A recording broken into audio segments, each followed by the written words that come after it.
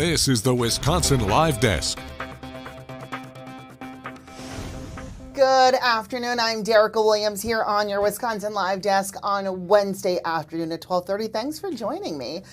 Taking a quick look right now to see what's kind of going on. If you're new to Wisconsin Live Desk, we're just going to talk about a lot of things that are local, going across the country, just whatever is popping up that's live, or maybe things that you want to know more about. We'll kind of talk a little bit about weather, definitely Brewers. We do have a reporter, Jason Calvi, who's going to be joining us later today. But before we get into that, kind of the serious news, I do want to talk about some of the fun stuff going on with the Brewers. Last night, not so fun with the loss. I just want to give some information a little bit right now. Let's pull up perhaps, taking a look right here. So I'm looking at AmFam right now. We're kind of excited looking into tomorrow, right, as the Brewers play again. Last night, not the greatest. It was really a tough loss for the Brew Crew. Fans, of course, though, not counting the Brewers out just yet. Last night was not the way fans were hoping to have a loss.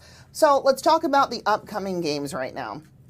Taking a look at the National League Championship Series. So Game 3 is Thursday, so that's tomorrow. First pitch is going to be at 5:08 p.m. So we're going to Los Angeles. Yesterday was the second game here, but now we're moving on to Los Angeles. Game 4 is going to be Friday. That first pitch is at 7:38 p.m., also in Los Angeles. And then if we're looking ahead to the weekend, all right, so it's going to be good. Game 5, Saturday as well. That first pitch is happening at 7:08 in LA. And then Monday, that's when we're going to have the first pitch at 4:08 here in Milwaukee. So that's Game 6. Game 7 is Tuesday, and the first pitch is at 5:08 in Milwaukee. Once again, this is a best-of-7 series. There's going to be some fun stuff happening, though. We're going to have Ted out there. We got TVV out there. I believe it's Ted and TVV. Oh, no. Ted and Brandon, actually, they're going to be live in LA with the recap of Game 3. So we're also going to take a look at where the series goes from here. Tomorrow night, though, we're going to have a fun special Thursday night at 9 on Fox Local. Just taking a look back. It's going to be the Brewers special edition about kind of where the Brewers have been, where we're going, and just kind of all the hype surrounding what's happening with the Brewers. So we had some live shots out there today, earlier this morning. Folks that we spoke with are excited. They say they're still going to rally and pull together. I know there's tomorrow going to be a couple of watch parties. So there's going to be a watch party over at Davidson Park. That's going to be for the game tomorrow. You know, fans are just excited, hoping that they'll bounce back. Last time that we were at Davidson Park, I think there were about 5,000 people there. So that was really fun. They had, music vendors, tailgates. So that's going to be a good time. So with that being the first pitch at 5:08, it's going to be huge. 200-inch TV screen for a live game viewing. It's free, so, get out there and enjoy it. I feel like it's down to the camaraderie, being with fellow Brewers fans, talking about the sport, sharing your love for the game. Bring a chair, a blanket, just something to kind of get in on all of the Brewers' fun and spirit. So hopefully, we're rallying from here. Hopefully they feel our vibes and pull out a win tomorrow.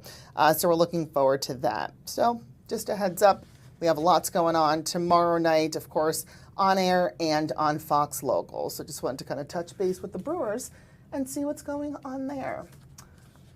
All right, let's take a look now at 12:34, seeing what's going on. Oh, you know what I do want to talk about before we get to Jason, perhaps? You know what else that I thought was huge? I know this affected me and a lot of other people, the Ascension and United situation. Good news, they're back in network together. I know this affected so many people right now who are ongoing patients and just worried about what happened next with the merger. So I really wanted to share some of that information that we had right now. So this is really good news. So United Healthcare say that they were finally pleased to announce that the two have reached a multi-year agreement. So they released an on-the-record statement as well as, some background information. So United Healthcare on the record saying that they have reached a multi-year agreement that restores network access to Ascension, Wisconsin for people enrolled in United Healthcare commercial, Medicare Advantage, and Medicaid plans. Well, that's effective immediately. It says our top priority throughout the negotiation was to reach an agreement that was affordable for consumers and employers, and this agreement helps, just kind of get to that goal and accomplish it. So the good news also, effective immediately and retroactive to October 1st. United Healthcare's members enrolled in the following plans have access to Ascension's hospitals and also providers in southeastern Wisconsin with no gap in coverage. That's the really good news. I know the past couple of weeks folks were wondering, if they went to an appointment, how that was going to be billed. Is that going to be billed out of network? So that's the good news right there. So there is no gap in coverage. Letters mailed out to members about the renewed relationship. So this is really good. They're basically saying now, you know what? I'm going to get back to this in a second. I want to go to Jason really quickly at a press conference. Let me just pull up. Hold on a second. Let me change this. I'm going to pull up Jason and just take a listen in. This is going to be a presser that we're listening to right now about a new bill that just passed. Let's take a listen regarding reckless driving. Perez, Alderwoman Malele Coggs, and Alderman Scott Spiker. I'd also like to thank the then full council who then unanimously passed this resolution. I'd also like to give a thank you and a shout out to Calvin Lee and Justin Morales from our Legislative Affairs Division for all their hard work up in Madison to get this to the finish line. Thank you to everybody that stand with me today. Calvin Lee, A.C. Sarno, Council President Perez, Always Towing, Alderman DeAndre Jackson, and Alderman Scott Spiker, as well as those who have stood with me over the past 2 years to get this to the finish line that could not be here today due to prior commitment. 2 years ago, we stood in this very same space, signing into law empowerment action that had two glaring loopholes. As I've always said, those loopholes are the reckless driving offender had to own the vehicle, number one, and number two, the reckless driving offender had to be a repeat offender. Yesterday, through bipartisan support and action by the Senate and Assembly, AB 78 and Senate Bill 65 passed, which will expand state law, which will give the city and the City of Milwaukee Police Department the ability to impound on first offense and regardless of ownership of the vehicle. Before I pass it to our next speaker, it is important to note that, quote, vehicle owners whose stolen vehicles are then towed will not be required to pay any related cost. This will prevent any vehicle owner from having to pay the cost of towing and impoundment for a vehicle that was stolen from them, end quote. Lastly, if a vehicle is unclaimed after 90 days, it will likely be destroyed. This is a piece to the puzzle, an ever-evolving puzzle. Not one action will fix our reckless driving issue, but we're working hard to address it. Now we wait on the governor to sign. Thank you.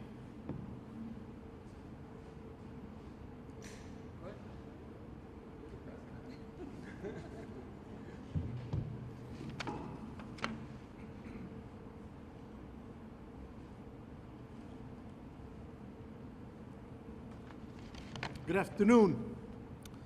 When the discussion regarding the chase policy reached this tipping point in 2016-2017, I was a leading proponent to modify our then restrictive chase policy for the purpose of addressing mobile drug dealing.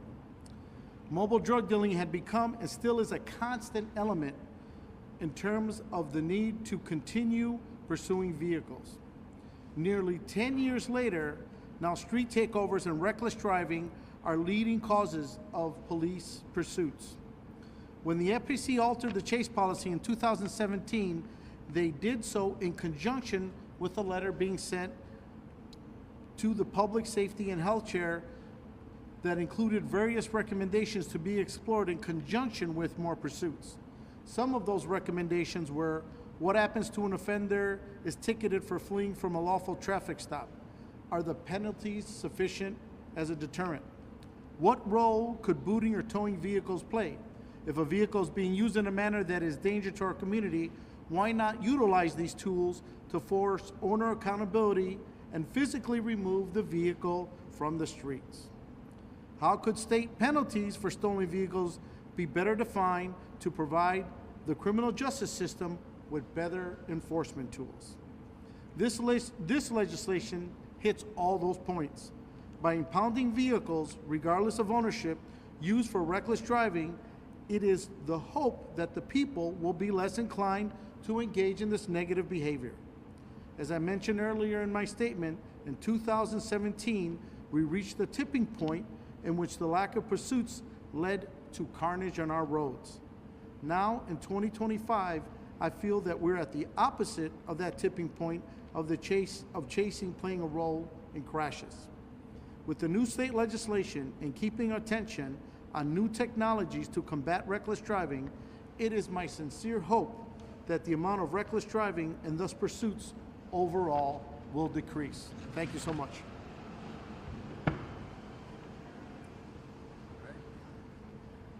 Thank you very much for coming. I'm Alderman Scott Spiker, Chair of the Public Safety and Health Committee.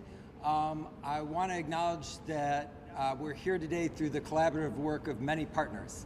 I don't want to be remiss in missing out the fact that former Alderman Donovan, now Representative Donovan, had a major role in the Assembly with this. Thank him, thank the Assembly leadership. Also want to thank Senator Weingart at the Senate and the leadership at the Senate for their role in this, and of course want to thank the governor and the general bipartisan support there's been around this issue. You don't get a lot of bipartisan support these days, but we have it here. Why? Well, the problem we are facing is severe. It's catastrophic. It's literally costing us lives every day.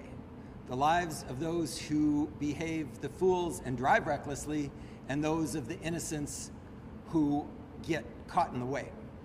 And let's not also forget, it puts in danger the lives of our police officers who are then trying to arrest the problem and end up having to chase these reckless drivers so that they don't go on and do something that'll hurt somebody else. But again, why are we here today? Originally, legislation was passed at the state level that I then put forward at the council level to give our officers certain tools to take care of the vehicles of reckless drivers. But they had certain conditions. And those conditions, we found out, made the ordinance we passed somewhat useless. Well, here's the good thing to know about the council. We have a variety of very strong voices on it. And one of our newer and strongest voices on issues relating to public safety is my friend and colleague, Alderman Lamont Westmoreland. And he said, Spiker, nice try, but this isn't good enough.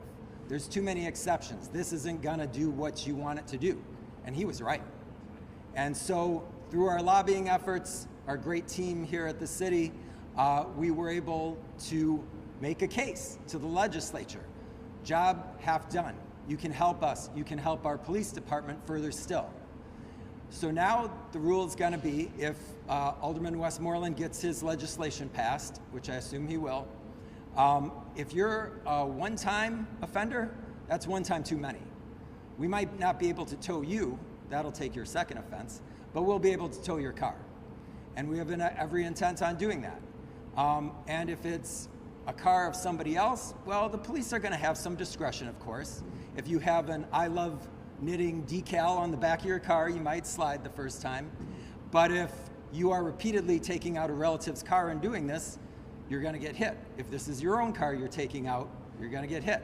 If this is a car you've stolen, you're going to get arrested. We're going to return the car, not find the person, but then you're up for Grand Theft Auto. So in the end, we have to do something about this problem of reckless driving. People are dying, and by taking away the tools they use to inflict injury on the public, we're taking a major step forward in arresting the problem. So thank you.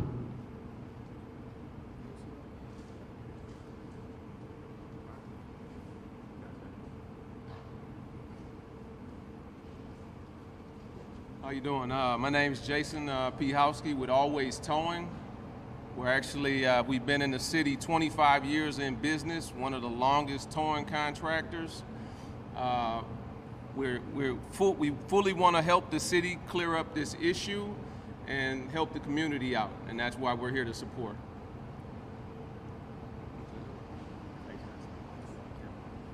All right, guys, any questions?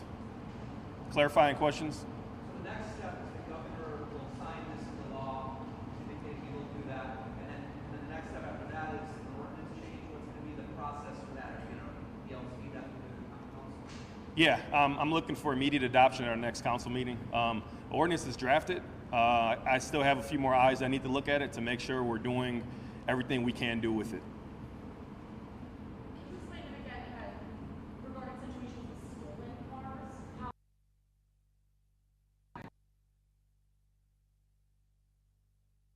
Of when a car is recovered, I'm assuming that that's going to be the same process.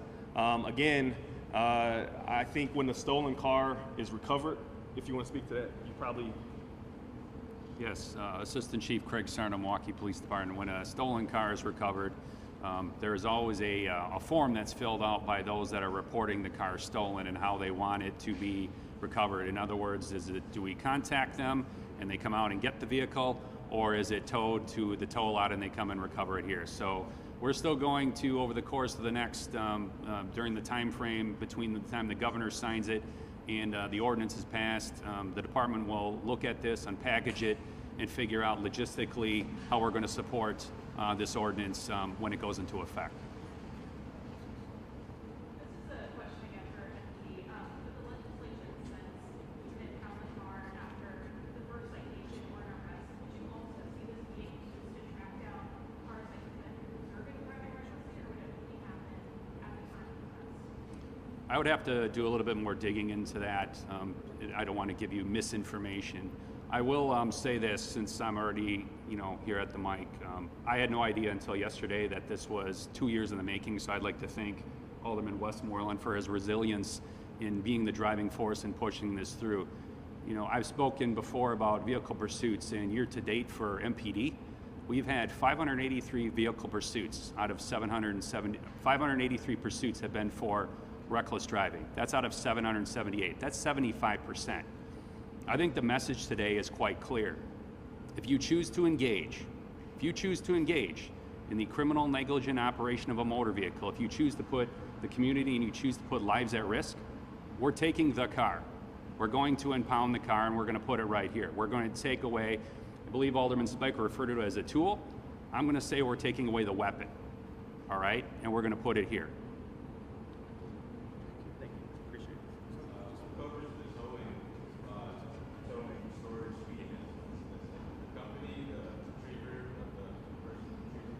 It's the I don't know if you want to come up to answer that question about fees. About fees. Any vehicles impounded to recover. Peter Knox, I'm the parking services manager. So any fees that are associated with the vehicle that's towed is covered by the vehicle owner. That goes for storage and towing fees. So yeah, so our towing fees are $150 a day. Storage fees are $25 a day. So if it's a stolen vehicle, No, stolen vehicles, those fees are waived. So MPD contacts them, we also contact them as well, and so then they are waived.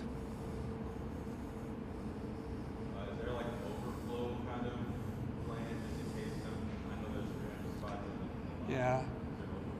We'll take it day by day, but we have a lot of resources and we do have some space, so we'll kind of go day by day with it.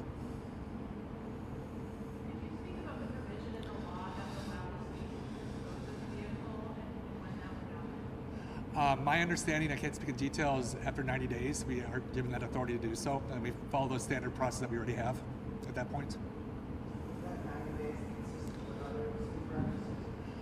I cannot speak to that. Is there any data or metrics that you're using to show how many vehicles are being towed in and out of store? Oh yeah, we have all that. Yes, no, we do. We average anywhere from 22 to 25,000 towed vehicles a year. This is just an approximation, but anywhere from about 3,000 to 4,000 gets either sold or recycled on an annual basis. So you have like the costs and stuff down Yes, yes. So there, will be auction vehicles. There's, value we get to it. Also, we scrap it. So yes, we do have all that data. With this new ordinance, you have any estimates about how many more you're going to see as far as towers? It depends what gets towed on the streets. I do anticipate. I imagine there'll be an influx right off the bat. I guess the hope though is the message is sent, and over time we see less and less tows.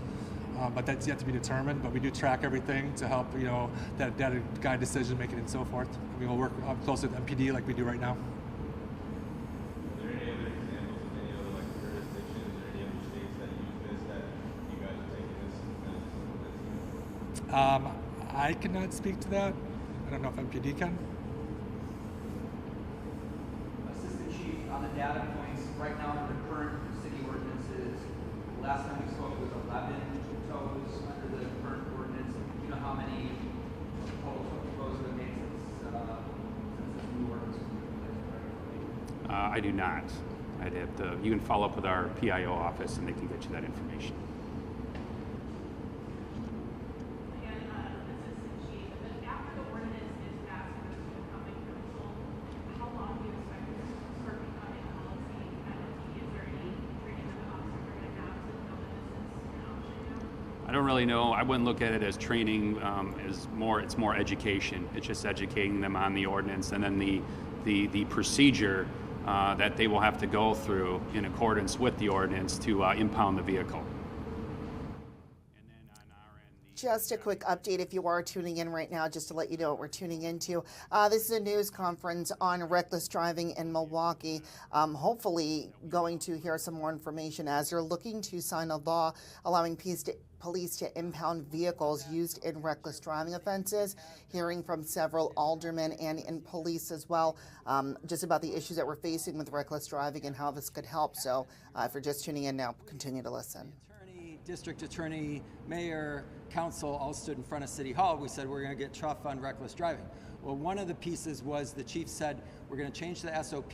So now if you can write that reckless driving ticket, you shall. Not going to be an option. If they were doing something, swerving in and out of traffic, almost clipping cars, almost hitting pedestrians, we're not going to wait till somebody dies before you write that ticket. And once the ticket's written under this new state law, guess what? Your car is then eligible to be towed. All right. Thank you. Thank you.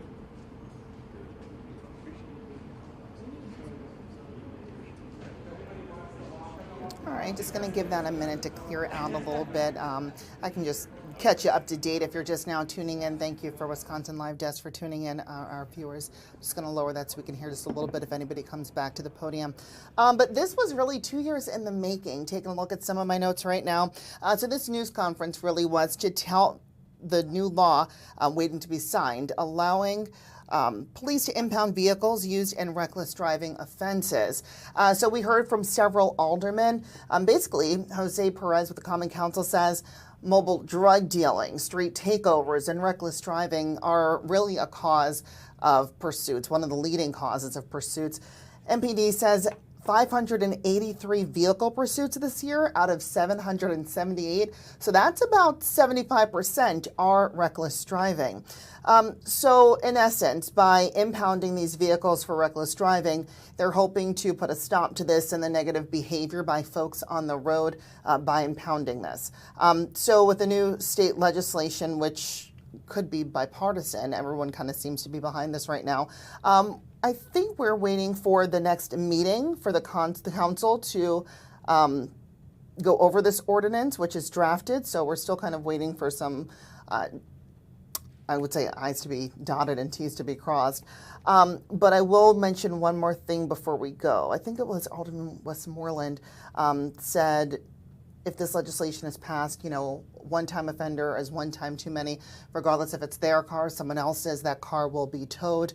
They did talk about ways to get the car back, and it will be on that owner to pay that.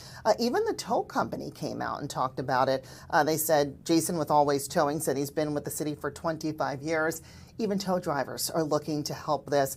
They're saying they're doing whatever they can to help be part of this and help the city clear up the issue and the community. So we do have Jason Calvi, who was working on this story and will give us some more details as the afternoon goes on. But once again, this legislation was originally kind of passed at the state level, then put forward to the Common Council. For the past couple of years, everybody's been working together to kind of fine-tune it and bring that about. So it seems promising, and just one more effort to help the reckless driving that we're seeing in our community. So we're going to take a quick break, and join me because I have more of Wisconsin Live Desk on the other side of the break. Let's see what we can get into.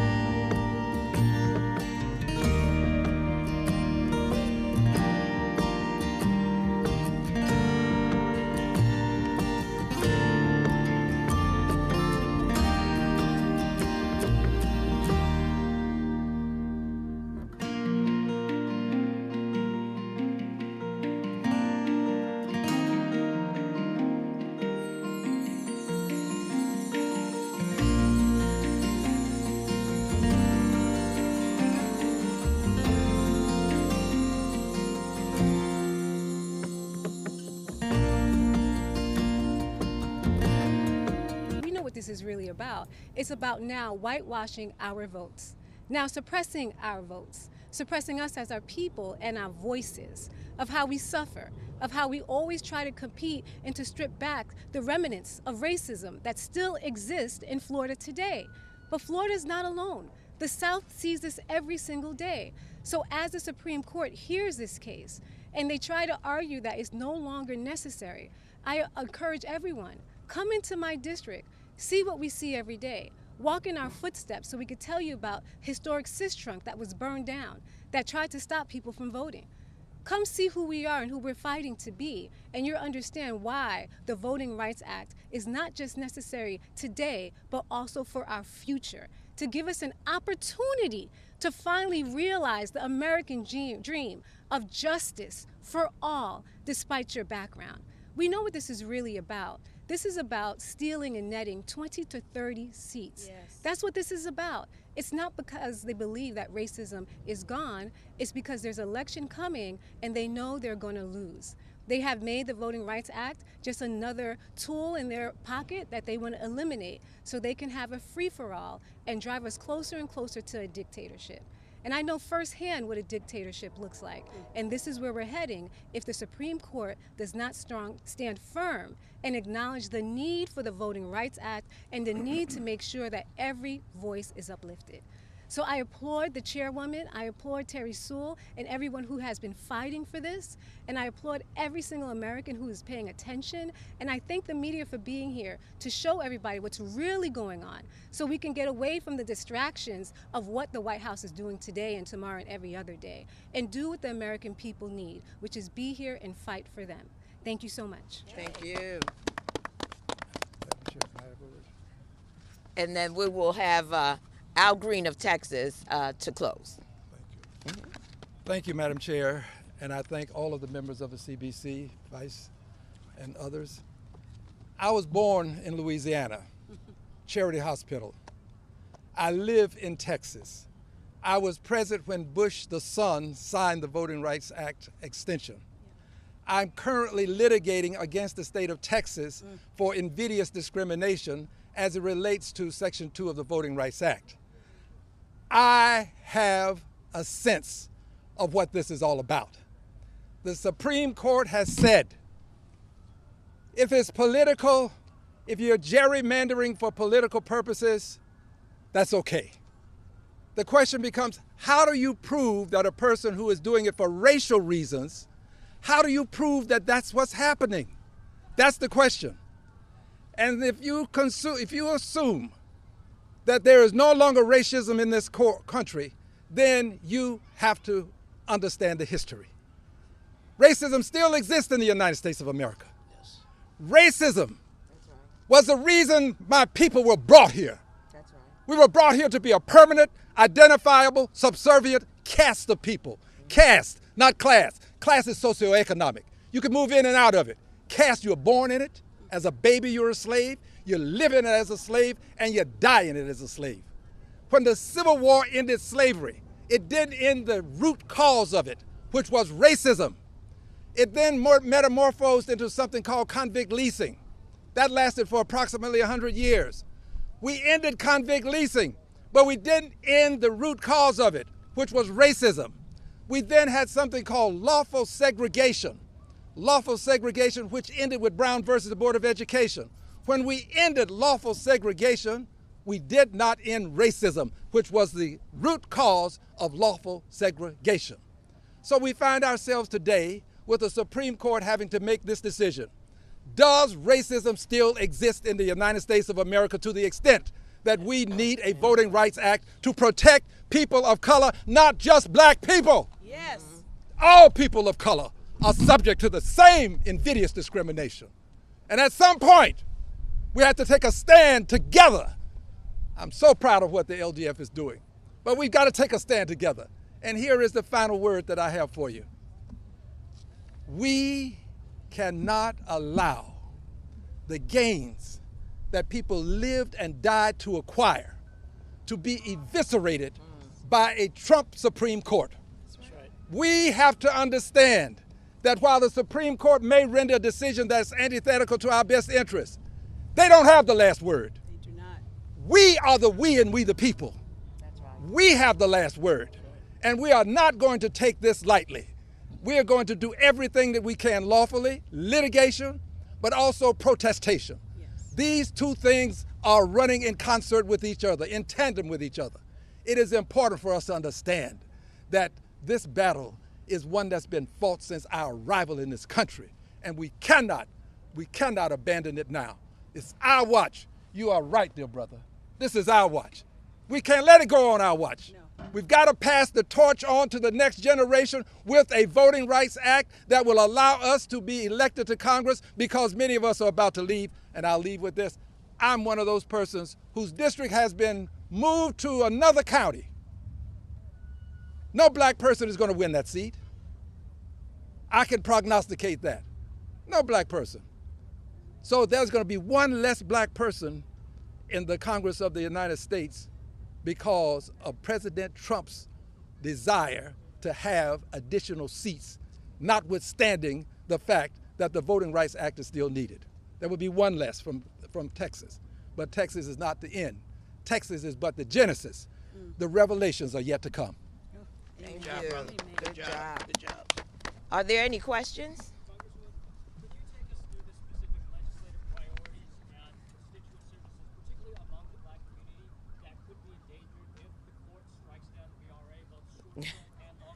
Just about all of them. I mean, this is about representation.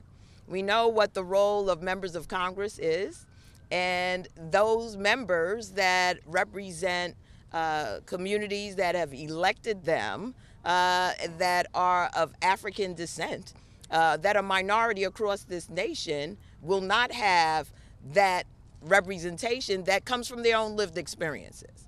So legislation that is reflective of their dreams, their desires, their aspirations will not come across here in this body. And so that's essentially. Would you like to? Yeah, Sure. I just want to double. If you're tuning in right now, I'm going to get back to the conference, but members of the Congressional Black Caucus are holding a press conference right now responding to the oral arguments before the Supreme Court in Louisiana. It's basically a closely watched case which is challenging the Voting Rights Act. So we're going to continue to listen in, but if you're just tuning into the Wisconsin Live Desk right now, that is what we are listening to as justices are considering whether the practice basically complies with the 14th and 15th Amendments, which were ratified after the Civil War, to provide equal protection under the law and prohibit intentional racial discrimination in voting. So let's take a listen back in. That's a great question. Clearly, the question was, in light of what this decision may be, and we won't know this decision until June, probably, will we have to rewrite the John Robert Lewis Voting Rights Advancement Act? And we are working with our partners, our allies, our lawyers, to look at it and relook at it to see how we can strengthen Section 2 as well as reinstate Section 4 and 5. Forgive me if I misunderstood what you said at the end there. You said your district got moved to a different county. You don't believe a black person can win. Forgive me if I'm totally wrong about this. Are you saying you don't have hope of winning re-election, of representing your district in the future? Is that what you're saying? I just want to make sure I understand what you said. To be very specific, perspicuously so, I never said that. What I said was there will be one fewer, one less person of African ancestry from Houston, Texas. I have been blessed to be in the 9th Congressional District. The new lines do not require that I move to run for a congressional seat. They moved the 18th Congressional District to me. I don't have to move to the 18th Congressional District. I have said I will be on the ballot, but I haven't said what I'll be running for. I said I'll be on the ballot. But it makes sense that I would run from the area where I happen to live, where 70% of my constituents are. The 18th Congressional District is composed of about 70% of the people that I currently represent. I will be on the ballot, and I'll announce it. Well, thank you. Thank you. But I hope that satisfies your curiosity. Thank you.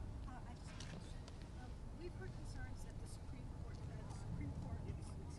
Supreme Court strikes down this case, that we could be looking at a permanent Republican majority. Does that seem likely? Are those fears actually possible? Well, I mean, It's theoretically possible. Right. racial polarization in voting is alive and well. I think that I represent all. We're going to take a quick break from this Congressional Black Caucus right now in their news conference with the voting rights issue. We're going to take a quick break, and coming back, I also do want to see, we have Hakeem Jeffries right now also speaking as we're into, I believe, day 15 of the government shutdown. So stay with us on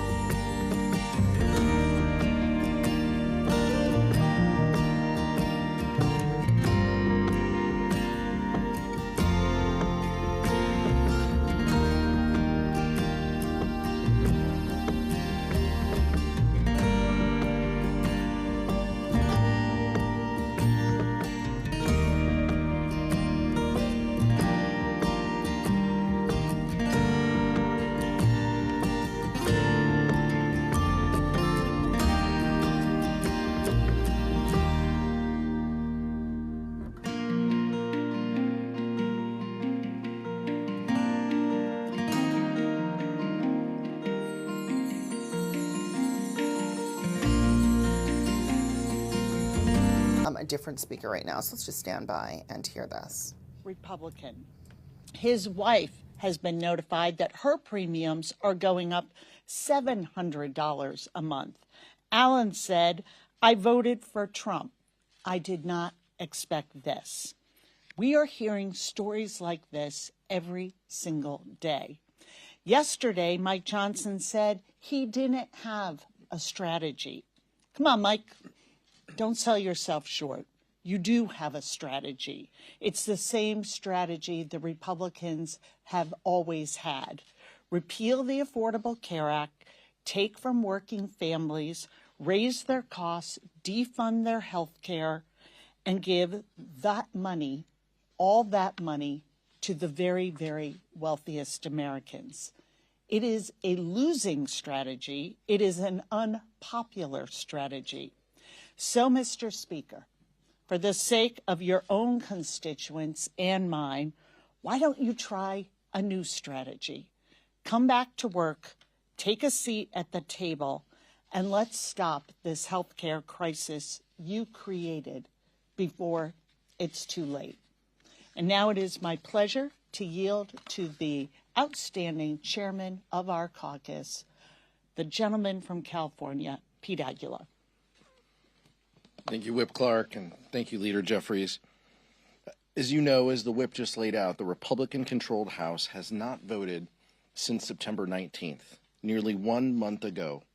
And in that time, House Republicans have continued to be on vacation.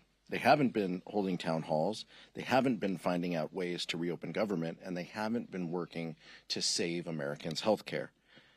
Republican Representative Kevin Kiley from California even called the Speaker's decision to adjourn the House embarrassing and the wrong decision. What have Trump and Republicans been doing for the last few weeks? Refusing to work with Democrats, digging in deeper into their anti-health care position, threatening federal workers, and even offering a bailout to Argentina to the tune of $40 billion in taxpayer money. Yesterday, the Speaker admitted that he didn't have a strategy, and when it came to his position, just that he would not negotiate. Well, Democrats have a strategy. Work with us in a bipartisan way to fund government that keeps health care, lowers the costs of health care, and ensures Americans keep their coverage. If Republicans fail to come to the table, health care for constituents in red districts and in purple districts and in blue districts will continue to spike. Republicans are acting as if their own constituents won't be hurt by their decisions and the recklessness that they've created. But the truth is, thanks to the big ugly law and the looming expiration of the ACA tax credits, everyone is going to see their health care costs increase. In some states, Americans are already seeing the premium sticker shock when shopping for their health care plans for 2026. Soon, this will be rattling households all across the country. Enough is enough. It's time for Republicans to get serious, to work with us, to save health care. The country and their constituents are watching. Leader Jeffries. Thank you, Catherine. Thank you, Pete. Questions? Leader Jeffries. Yeah. Thank you, first of all, for coming on Fox News. We really appreciate it. We hope it's the first of many more interviews to come. Second, just on the question that I asked you outside, this video, I don't know if you've seen so far, but there's this video circulating that shows a group of Democratic lawmakers go to the Speaker's office, mess with the signs in his foyer, and then one of the lawmakers can be seen yelling at one of the Capitol Police officers. I'm just wondering if you agree with that kind of fight. I know that Democrats are trying to fight, but also how would it feel if Republicans did that at your office? I haven't seen the video, so I'm unfamiliar with the characterization that you are presenting. Congresswoman Nanette Barragan has issued a statement on the incident, and I think her statement speaks for itself. But what do you think about it? Same answer. All right. So we're just going to take a quick break from that right now. We were just listening live with House Minority Leader Hakeem Jeffries holding his press conference. And we're into, the 15th day now, the government's shut down. He was talking with his caucus members and sharing basically the sentiments that Democrats are not going to vote to reopen the government until the Republicans engage in what they call good faith negotiations over restoring Medicaid funding and Obamacare tax credits. So while that continues, I do want to take a break because I want to come back and speak with Christina Van Zelt, who has a really heartwarming story that I think you guys are going to want to hear and share and listen to. So really quickly right now, stay with us on Wisconsin Live Desk. A lot more to still come as I'm here with you. I will be right back.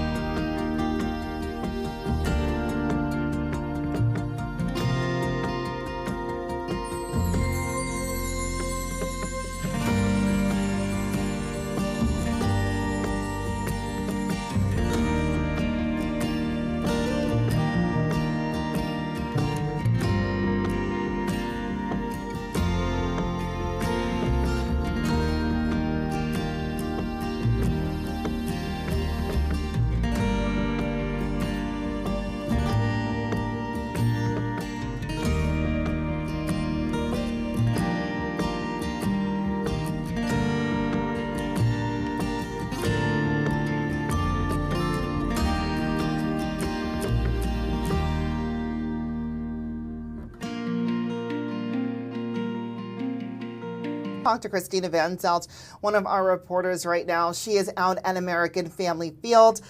So Christina, at the Brewers game, there was a sign. It said, "Love you, Mitch." But this story goes well beyond the sign and really into the person and sentiment of what's happening. Just share a little bit about the story that you're following today.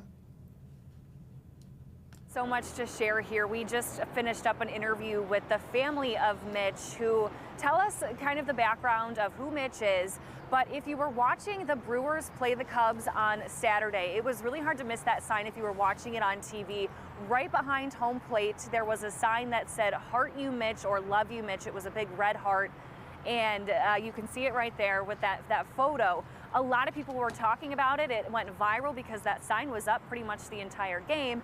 People wondering, who is Mitch? They were wondering if this was somebody on the Brewers, on the Cubs, if they were missing something. Well, actually, Mitch is a 64-year-old man who is fighting a battle cancer with a very rare cancer called AML here in Wisconsin. And what happened was, this has been over a year diagnosis that he's been dealing with it. He's a huge Brewers fan. And on Saturday, he had complications that landed him back in the ICU. His very close friend, Peter, is the one holding that sign.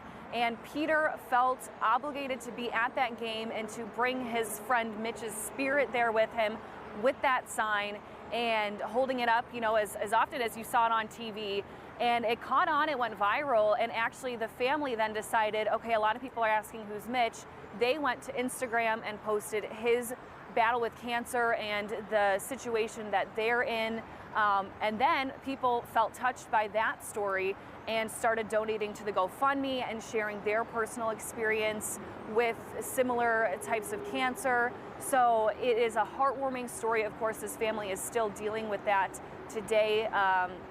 Mitch is currently in the ICU, so he's not aware of any of this, but family tells us if he knew the amount of support he had from baseball fans around the world, he would be thrilled but also extremely humbled. So we will share what the family had to say about this experience and how unexpected it was, just how viral it went, but a very heartwarming story here at American Family Field.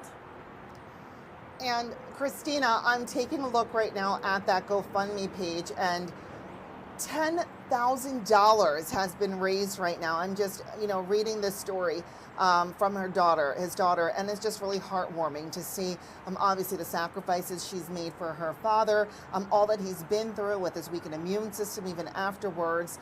She even mentioned on the GoFundMe page right now, after traveling back and forth and being there for him and going through his surgeries, she did see the sign, and she says doctors, a good bright note, have found the likely cause and are working around the clock to treat it. So lots of good news that are happening with this, and I'm sure a lot of people are thinking about Mitch. So it's awesome that you're sharing this story and just creating awareness and even more eyes going to this page.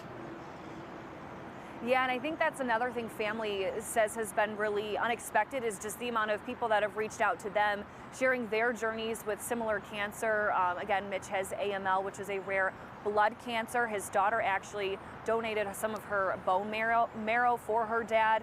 So it's rare, but in this case, they've kind of shared journeys and stories with other families who have experienced the same thing, and even that support has been something that's helped the family the last couple of days since they had that sign at the game. So again, super heartwarming, a lot of positive news. Of course, they're still battling with this cancer, but the baseball fans are definitely behind them as well. Yeah, truly showing up and showing out. Christina Van Zelt, thank you so much for reporting. We appreciate you. Thanks, Derica. Thanks. And before we go, I just wanted to mention a quick note as I'm looking at her. See ya. Thanks again. At her page right now for the GoFundMe account. She says, obviously, my faith in God's process has been rock solid through this all. The daughter says, my parents are struggling. They're watching their savings drain from medical transport, home care, and constant hospital visits.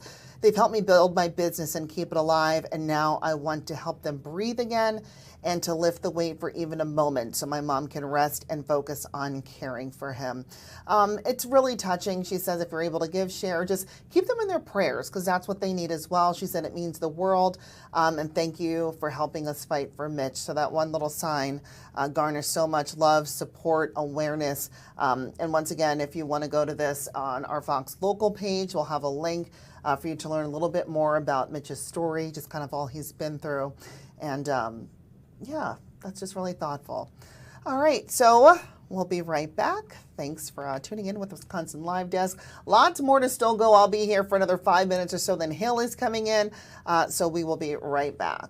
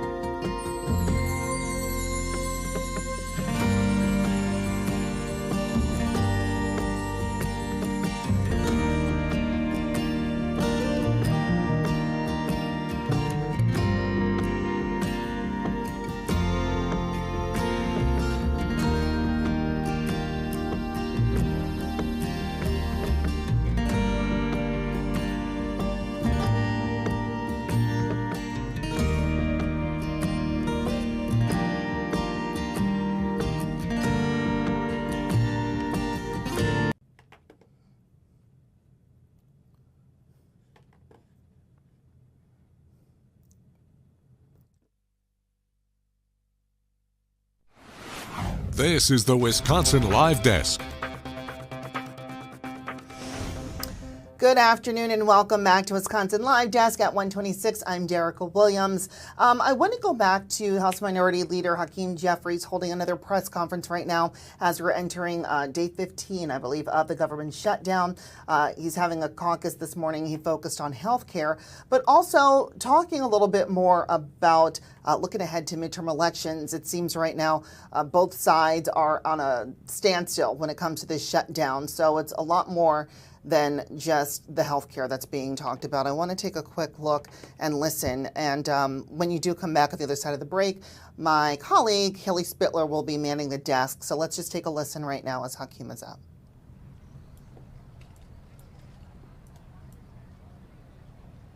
Spend a dime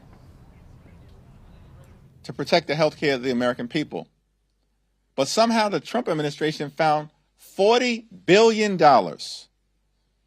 to bail out a right-wing wannabe dictator in Argentina in ways that are also going to continue to hurt our soybean farmers in Iowa and in the Midwest. That's outrageous. This is corruption in real time. It's having serious consequences on the American people. Pete? Good. All right. Questions? Okay. Leader Jeffries, will you attend a No Kings rally on Saturday? And what do you think of Speaker Johnson and other Republicans calling these Hate America rallies? I mean, it's extraordinary to me, and I want to defer to Pete and Catherine on this, but, you know, House Republicans are flailing. These people have been on vacation for 3 consecutive weeks. In fact, going back to the end of July, because of decisions made by House Republican leadership, the Congress has only worked for about 15 days. That's extraordinary. And then Republicans and Donald Trump shut the government down, and they're forcing hardworking federal civil servants to work without pay or to be furloughed. Like, Republicans are not serious about solving problems for the American people. They're creating problems. And so the effort to mischaracterize the rallies that are going to take place all across the country is part of the continued right-wing disinformation machine that is failing to persuade the American people as to what this shutdown is all about. And as a result, Republicans are falling apart. I'll be at a rally. I'll be holding an American flag in my hand as well.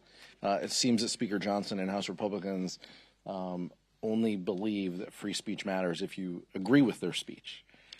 So my message to the American public is that's what Speaker Johnson feels. If you don't agree with him, you're un-American. So join us. We'll see you out there. And in California, we're going to continue to remind people about the importance of Proposition 50. I wouldn't ever politic from this lectern, but Californians understand what's at stake, and they understand an ability to push back against Donald Trump is on their ballot. And more importantly, these ballots are on their kitchen table.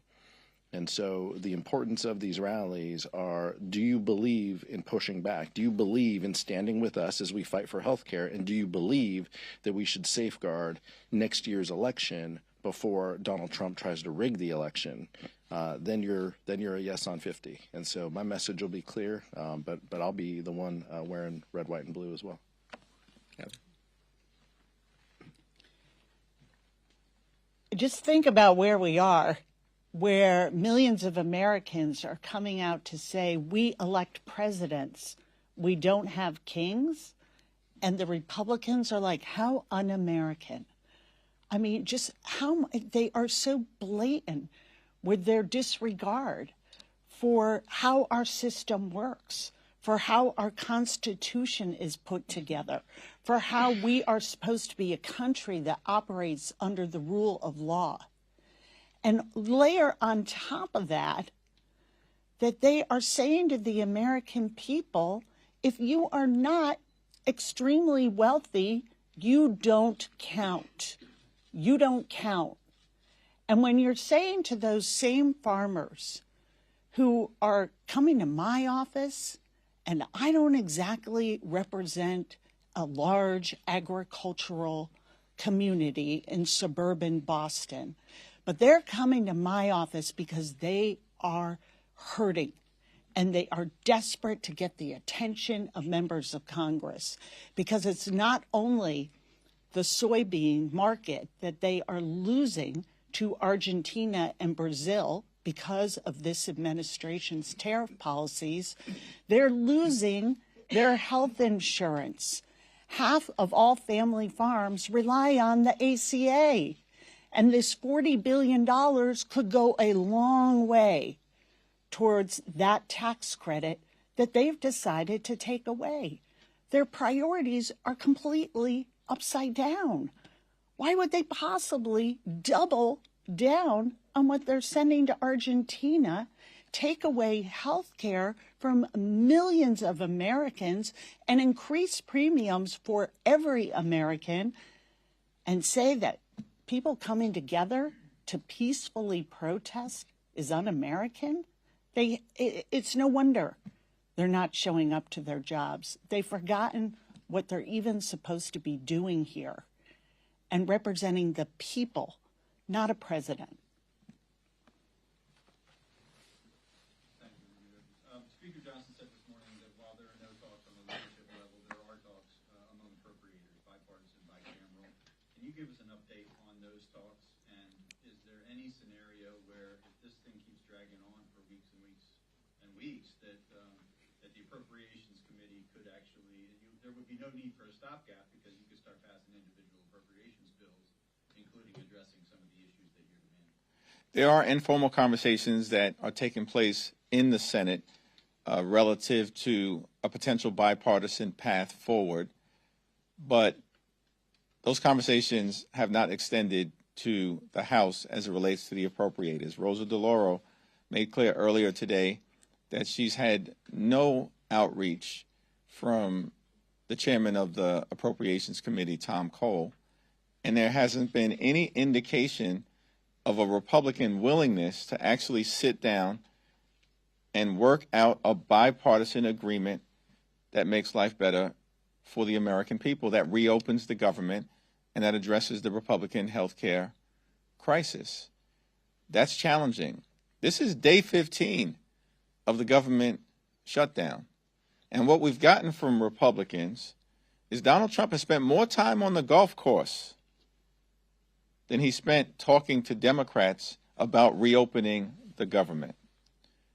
Mike Johnson and House Republicans have been on vacation for 3 weeks with no indication that they intend to come back, notwithstanding the fact they shut the government down, are hurting everyday Americans, and refuse to address the health care crisis that they've created. Yet somehow they found $40 billion to bail out Argentina. If you are just joining us, we've been listening in here as some Democratic lawmakers give some updates on the government shutdown now in its 15th day. I do want to head over to the Senate, where there has been a stakeout camera, and we can see here some Republican senators are now speaking on the government shutdown. So we are going to listen in here and hear the other side as well. Don't even know they have coverage because they don't pay anything for it, and because the insurance companies get paid directly by the federal government to auto-enroll them. This is kind of a divide inside your conference, right? There's some who say we have to help people out even though we don't like it, and others saying we fought against this since 2009. Why are we trying to prop up Obama? Well, and I think that's going to, and you know, that's the conversation that we will have when the time comes. Once we open up the government, is there a path forward that would enable us to make the reforms to address some of the problems I just mentioned with the enhanced premium tax credits? But this cliff was created by the Democrats. They could have fully funded this. They could have funded it for 10 years, but they wanted to prioritize a lot of their Green New Deal policies when they did their reconciliation bill. But there are folks out there who I think see a path forward here. And like I said, we're happy to have that conversation, but we can't do it while the government is shut down. Mr. Leader, the President has talked about using this shutdown to cut what he calls Democrat programs. He said he's going to come out with a list of additional programs he wants to cut. Are you comfortable with him using the shutdown to end run Congress and make these cuts? Well, I don't think that I'm not comfortable with any of this being done because, as I've said, I don't like government shutdowns. Nobody wins in a government shutdown. And this is a decision, these are decisions, I should say, that are being forced on the administration by the Democrats voting repeatedly, it'll be the 9th time today, to keep the government shut down. Any administration makes decisions in a shutdown, and I've been through a lot of them, with Democrat presidents as well. They are going to prioritize the things that are important to them. When they make decisions about where they're going to allocate money, which departments and agencies are going to get less, which employees are essential, which aren't, those are all decisions that administration is forced to make when they're trying to manage in the middle of a shutdown, which is why it is so important that the Democrats vote to end the shutdown. Then none of these issues that you're asking about become real. But they're real right now to a lot of people because they're getting much smaller paychecks as a result of the Democrats' obstruction. There are a number of polls showing that more Americans blame Republicans than Democrats for the shutdown. Both those numbers are starting to shift. Why do you think that is, that more blaming Republicans, and how are you thinking about strategically to change the public perception? Well, and I've seen polls that have a very different conclusion, but as I've said before, this isn't about polls. This is not a political game. Maybe it is for our colleagues on the other side of the aisle who say that this is getting better for us every day. This is not a political game. And the polls, I don't care what the polls say, nobody wins in a government shutdown. The government needs to open up again. And holding it hostage to do stuff like what they're trying to do has just never been done before. I mean, think about it. $1.5 trillion in new spending in their proposal to keep the government open till the end of October. That's $1.5 trillion for 2 weeks to keep the government open. Really? I mean, this stuff is, they are so far over the edge on this. Some of these people, rank and file Democrats who know better, need to walk it back. And as I said, do the courageous thing and open up the government. But, you know, as far as the polls are concerned, I don't think that shouldn't matter to any of us. It's not who wins or who loses in the blame game. It's about the American people who are the ones who are losing if the government stays shut down. One more. Can you just walk us through your next steps here? Obviously, you've indicated you want to move forward with defense, potentially other appropriations bills. Just talk us through the strategy. So one of the things that the Democrats and Republicans want to see is a normal appropriations process. We passed 3 bills for the first time in 7 years before the August break. Those 3 bills are available for conference. The House is ready to go to conference on them, so are we. And so we are we're hotlining going to conference on those 3 bills.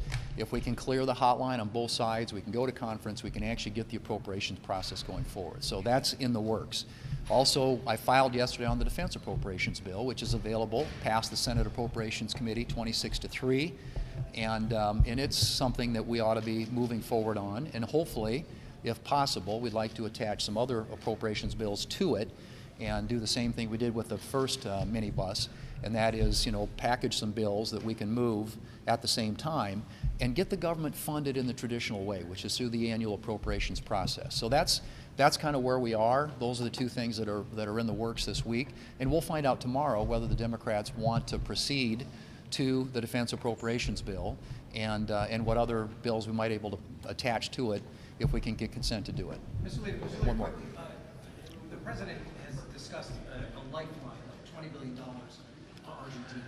Do you think that's responsible, especially given the fact that we're in a government shutdown, and do you view that as an America First policy? You know, I think that something along the lines of what he's doing has been done in the past. I mean, previous administrations, if they think there are reasons in the interest of economic stability in areas of the world that are important to us economically, there are previous administrations that have made similar decisions. In this case, my understanding is it's a currency swap, and so it's structured in a way that hopefully will support and give some stability to their economy. And I think the U.S. Has some strategic interests in that region of the world. So, you know, I think it's a decision the administration is making based on precedent that past administrations have used. And I hope that the Argentine economy responds in a way that keeps them a stable economy working in a part of the world where America needs allies. Thank you. All right, if you are just joining us, we were hearing there from both sides on the government shutdown, which again is now in its 15th day. That was some Republican senators. Before that, we were hearing from Democrats in the House. And it's kind of the same story, the blame game, right? Both parties are blaming the other party, saying there really hasn't been any progress made in this government shutdown. I just want to give you a quick live look at Capitol Hill as, again, the government shutdown now officially in its third week. Some new information we learned today. We actually heard from the Treasury Secretary with some data. He says that this shutdown is costing the economy $15 billion per day. That is a lot of money. And I know we've talked heavily about those federal employees, some who have been furloughed, others who are expected to continue to work without getting any pay right now. The House Speaker today saying military pay is going to run out. So Representative Mike Johnson, again, that is the House Speaker, was talking at earlier this morning saying the Pentagon was able to find the funds to make today's payday, but it is not a long-term solution. So he says they're going to run out of funds, but we do know that the Trump administration has been prioritizing pay for troops and for law enforcement. So still a lot to follow here with the government shutdown. It sounds like potentially there's going to be more conversations happening in the Senate tomorrow. Of course, we'll continue to follow that here on the Wisconsin Live Desk and on Fox Local, and we'll provide any updates for you. And again, we did actually have our very own Jason Kelvey on this story yesterday, talking about what to do if you have food stamps or if you use any of these other kind of federal programs that might potentially run out of funding come the end of October if we are still in a government shutdown. Make sure and go to Fox Local for that story. There's a lot of information there, especially if you're potentially a federal worker who needs help right now because you're not getting a paycheck. He has a program happening here in the community to get you some food as well. So definitely look that up. Of course, we're going to monitor the feeds here. We'll find you some more news to bring you here on the Wisconsin Live Desk. But for now, we're just going to take a quick break, and we'll be back in 2 minutes.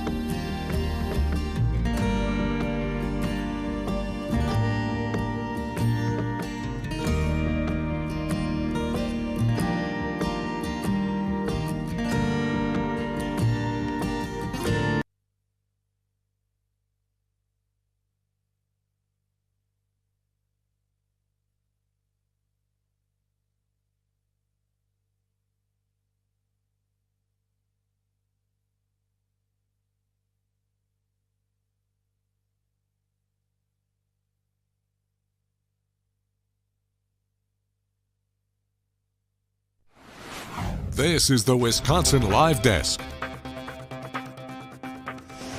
Welcome back to the Wisconsin Live Desk. It is Wednesday. I had to think about that for a second. I thought it might be Thursday, but it's Wednesday. I'm Haley Spittler, and I will be with you until 3:30 today here on the Wisconsin Live Desk.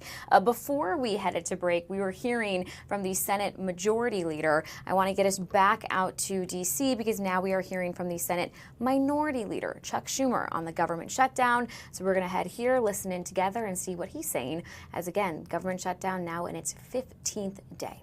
Republicans are not moving forward. People get sick, people will lose their insurance, people will die. Plain and simple. Republicans know this, and yet neither Trump nor congressional Republicans are even trying to solve the health care crisis, and that is just a horror for the American people. Now on Argentina. Donald Trump's busy trying to deliver $40 billion to bail out Argentina. It's the new Trump doctrine of foreign policy. Argentina first. Rather than fix the health care crisis devastating Americans here at home, Trump's doubling down on sending $40 billion to a right-wing MAGA strongman in Argentina. Now he's trying to pressure American banks to pony up, on top of the $20 billion in taxpayer money that he's sending there. This shows the administration's priorities. They'd rather give $40 billion to a MAGA dictator than help relieve Americans from the health care crisis they are suffering from. Whatever happened to America first, Donald Trump? Whatever happened to America first? It's time for Republicans to end the chaos and get serious, and we are doing everything we can to make that happen. Now, about the rifts. Every day the Republican chaos seems to get worse. They seem to double chaos almost on a daily basis, and nowhere is this clearer than at HHS. Trump and Vogt managed to do something truly astonishing. They, quote, accidentally fired twice as many public health workers as intended. It's vicious, it's mean, and it's incompetence, all wrapped up in one. Let me say that again. They meant to fire hundreds of people, but they were so careless they accidentally fired hundreds more. They chose to vindictively fire thousands of federal workers and couldn't even do that right. No one is forcing Trump to fire scientists or doctors in the middle of the season. They're doing it because they want to. The goal of Project 2025, a vote, and it seems Trump, is to just decimate the federal government no matter how it hurts the workers and no matter how it hurts the American people. They're gutting America's public health defenses because they want to. And don't take my word for it. Senator Lee said, quote, Russ Vought has been dreaming of this moment ever since puberty. Republicans need to get serious. They need to negotiate. We are ready to negotiate, reopen the government, and deliver desperately needed health care to the American people. Senator Murray and my pen. If you're just joining us, we've been listening there to Senator Chuck Schumer providing the latest update on the government shutdown. Again, kind of the blame game, blaming Republicans for not making any progress here on day 15. We've heard the same thing from Republicans, blaming the Democrats. So we're going to continue following this closely. Of course, I'll monitor that press conference, and if we see anything important come up, we'll, of course, go back to it. We are going to take a quick break here on the Wisconsin Live Desk, because when we get back, we are talking to our sports director, Tim Van Voren. He is at Lambeau. He's going to tell us all things Packers. We might ask him about the Brewers, too, because why not? So we'll be back in 2 minutes with him. Stay with us.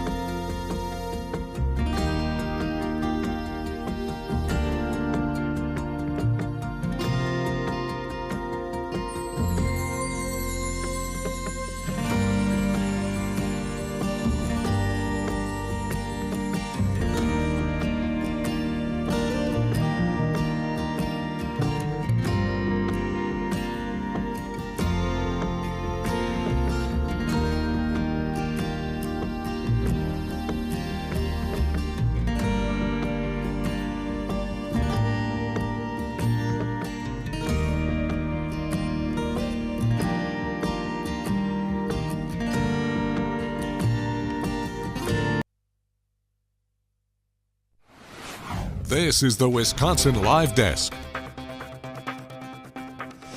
Hey, welcome back to the Wisconsin Live Desk this Wednesday afternoon. And if there's one thing that I know Wisconsinites love, it is their sports teams. I would argue there's no more loyal of a fan base than the people here in the Badger State, whether that be Packers or Brewers or Bucks. You love them all.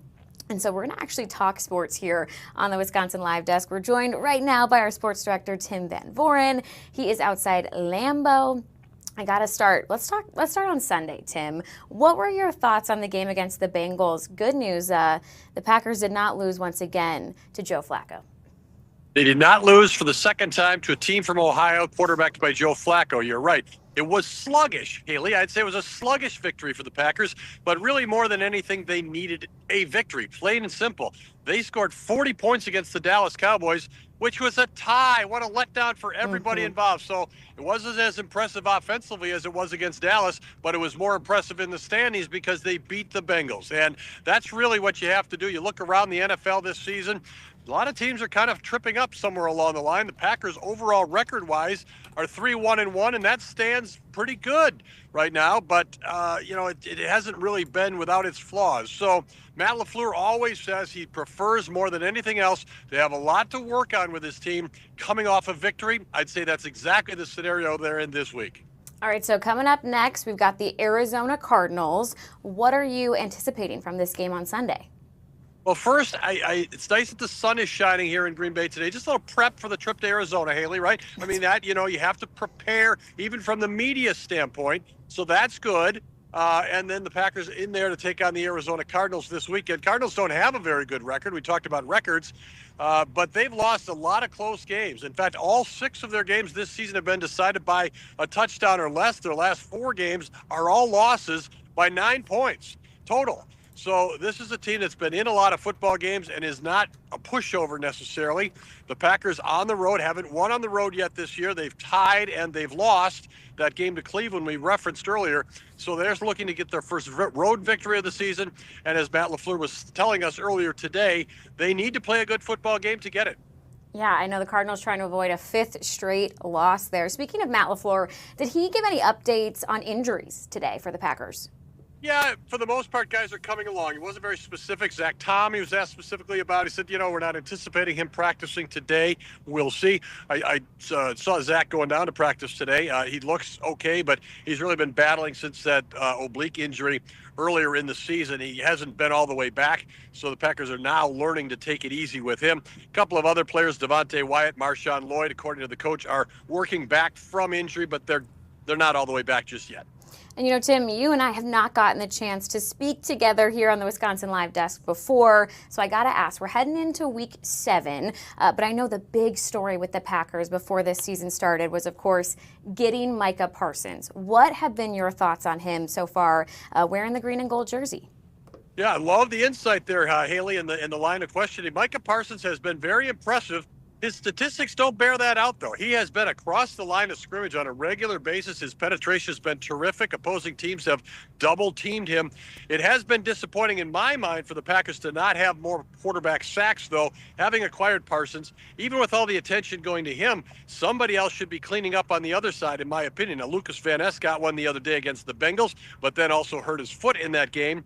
Rashawn Gary, Kingsley Enagbari, these are guys who have proven in the past that they can get to opposing quarterbacks, and you would think with the attention being paid to Micah Parsons, either they would be getting home or that Parsons would be able to sneak through there if he gets some one-on-one matchups. I don't think Parsons has been a disappointment yet by any means. He hasn't really been unleashed on other quarterbacks yet either, though, and the Packer defense might be hurting a little bit because of that. Why would the Bengals be able to get down the field repeatedly in the second half the other day against the Packer defense? Partly because the D-line guys just were not getting Flacco on the ground. So more pressure needed for this Packer defense if it's going to hit on higher notes. Yeah, absolutely. Okay, so another thing we like to talk about here on the Wisconsin Live Desk, Tim, is your new series this year, As Seen by TVV.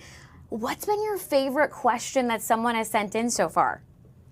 I'll tell you, I've really enjoyed the process as much as anything else, Haley. My favorite question Probably involves Micah Parsons lining up off sides. We got a question about that in the first week or two about, hey, Micah Parsons, impressive player, but he seems to line up in the neutral zone. What do you think about that? You know it's going to rear its ugly head later in the year. And lo and behold, 2 or 3 times since that question came about, Micah Parsons has been called for being across the line in the neutral zone, Haley. So shows you how informed our audience is, how people can see what's coming. So I've enjoyed that line of questioning before. And I also liked after the loss and after the tie this season, each week with the questions from our viewers or the comments from our viewers, we ended with somebody saying, I'm going to live and die with my Packers 10 toes down. I live and go with the green and gold, little green and gold hearts on the message, something like that. So the fans are there. You talked about the loyalty.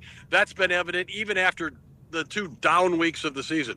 Yeah, absolutely. Does anybody submit questions about their fantasy league? Anyone trying to kind of get your expertise on how they should set their lineup? I haven't seen yet that any of those yet this year. It certainly would be willing to tackle those.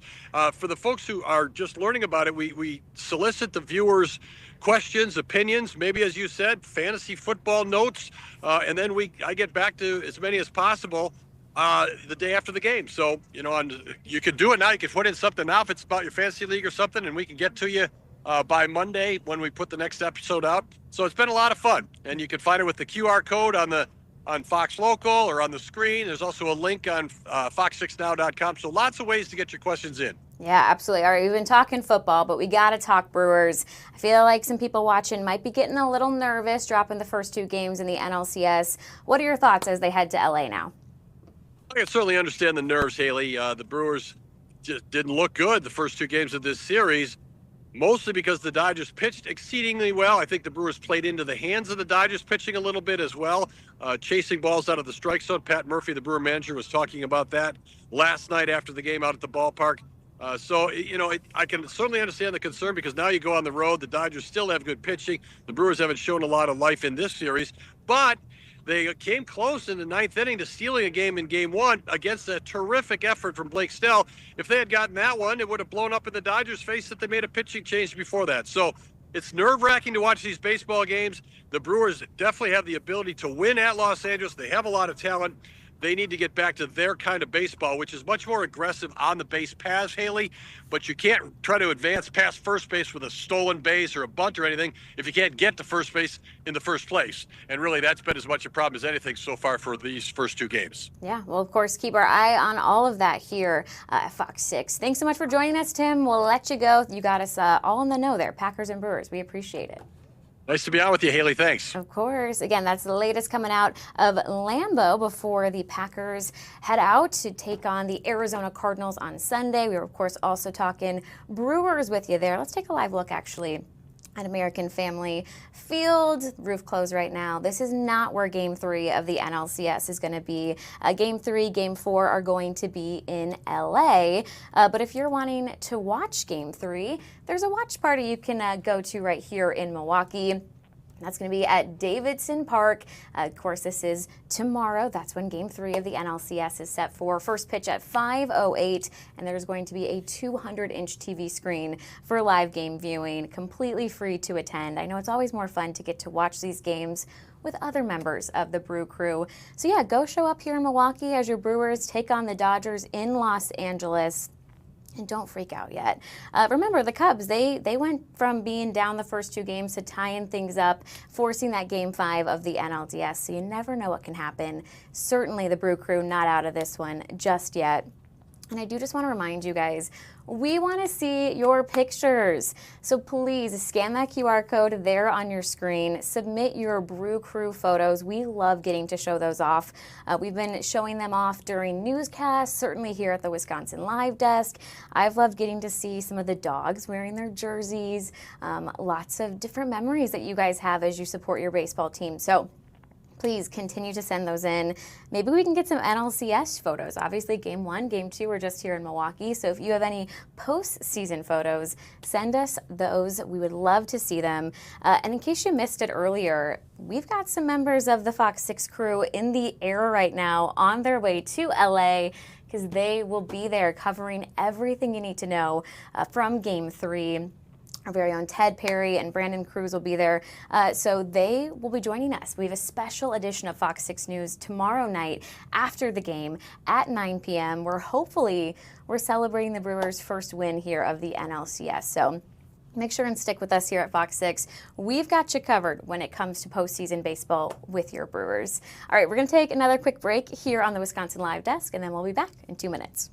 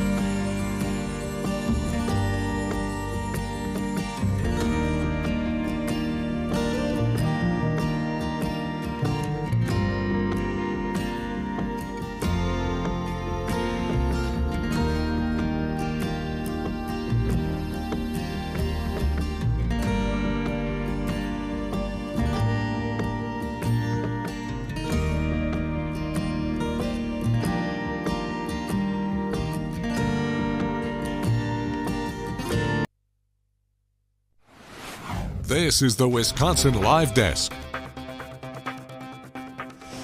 Welcome back to the Wisconsin Live Desk. Time check for you. It is 2:05, and let's take a live look out in Milwaukee, where you can see the clouds certainly out today. Not too sunny. I know we started off pretty damp. There was a lot of rain coming down this morning during the commute. It has kind of dried out now, but I was talking to our chief meteorologist, Rob, earlier this morning, and he kind of said those showers being off and on are kind of the name of the game for the next few days into the weekend. So I think you should be good for the rest of today, but not for the rest of the week necessarily. So whenever you're heading out the door, if it's looking like it might rain, I would recommend just bringing some of that rain gear with you. Certainly feeling like fall outside as well now. I feel like we had those summer temperatures for almost all of September and to start off October, but lately it has been feeling like fall here in Milwaukee, which I'm a pretty big fan of. I love the fall temperature, so I can't complain. We were talking sports with Tim Van Voren before the break, but before that, we were giving you the latest in D.C. as far as the government shutdown. Another pretty big story today out of D.C. The Supreme Court has been taking on a case dealing with the Voting Rights Act, which I know Derica was speaking to you guys about earlier. There is a press conference happening right now in D.C. From the Congressional Black Caucus, and I want to take us there. We're going to listen in together and see what we can learn coming out of this press conference. So let's listen in. Healthcare of our community, especially women of color. The devastating effects are to the most vulnerable in our communities, our babies and our seniors. And so when you look at what is happening right now in our nation and the cuts that are being proposed, I was on a school board for 20 years. We look at occupational therapy, speech therapy, physical therapy that happens at schools. That's billed to Medicaid. So when we look at, a society and how it should be judged, it should be judged on how it affects and how it takes care of its most vulnerable. The Republican Party is not taking care of business, and who is going to end up hurting are the women and children of this community and of this nation. And so it's deeply frustrating for me. I was elected 22 days ago. Incredibly frustrating because every day that I go without being sworn in, Arizona's 7th district goes without a voice. Our constituencies deserve representation. People are struggling right now. Families, workers, especially women who depend on access to health care, child care, reproductive services, and all of those are being attacked and dismantled by Republicans. This includes millions of women across the country who will be kicked off of Medicaid because of this big, horrible bill, and all of whose premiums are going to double because House Republicans refuse to extend ACA assistance. It includes women and children who depend on WIC, SNAP, and Head Start and are being unnecessarily threatened by this Republican shutdown. It's also frustrating for the women and survivors of Jeffrey Epstein's abuses who are waiting for a day of transparency, accountability, and justice. The truth is, this shutdown didn't need to happen. It's a crisis created by extremist politicians who refuse to negotiate or even return from vacation and refuse to protect American healthcare. The same people who are attacking reproductive freedom, bodily autonomy, who are refusing to swear me in, and they're hiding behind these Epstein files. But also know this, women leaders are standing up and saying enough is enough, ya basta. Together, we'll ensure every person, no matter where they are, where they live, they have access to affordable health care, and I'm excited to join this fight for policies that will protect women, children, and families throughout the nation and in Arizona. Thank you. Muchas gracias. Nice. Muchísimas gracias. I'm Teresa Leger Fernandez, and I have the privilege of being the chair of the Democratic Women's Caucus, which will be 97 women strong, a historic high when we finally get to swear in Adelita Grijalva. And thank you so much. It is women on the Senate and on the House who will get this done. And thank you for the work. Thank you for your leadership. It's really very good. And thanks for being here, unlike some people. Oh, I know. And I mean, and you're here. I like the fact that you found your way here. Yeah. Like we've all found our way to D.C. That is the perfect metaphor, is who can find their way to D.C. to do the work for the voters in your district? That is the question we need to be asking, is will they find the courage to listen to the voters in their district and do what's right? And I'm going to tell the story of New Mexico, right? New Mexico is one of those states that relies heavily on the Affordable Care Act and the tax credits. So in New Mexico, our woman governor, together with our leadership in the House and the Senate, voted on some legislation recently to make sure that we could provide a temporary fix to the expiring Affordable Care Act tax credits, be well, in New Mexico. But we were joined by Republicans in the state legislature. Only 3 senators, Republicans, voted against it. Every other Republican senator was there, voted for it. This is an example of Republicans, especially in rural districts like mine. These are Republicans in rural districts like mine. We overlap, listening to their voters, listening to their constituents, having the courage to show up and listen. And we know that across the country, the Democratic Women's Caucus is listening not just to the voters in our districts, but because we have leaders who don't pay attention to their own voters, that we know that it is our job to fight that every woman in every corner of the country has access to health care and at a price they can afford. And that's what we're talking about with regards to extending those tax credits, the same way they were able to give permanent tax cuts to the wealthy and to the billionaires, to those 700 billionaires. Numbers are always just about that. Think about that. 24 million people are going to be negatively impacted directly by the tax subsidies in order to benefit 700 people. And these are the stories that we keep hearing. Those are the numbers.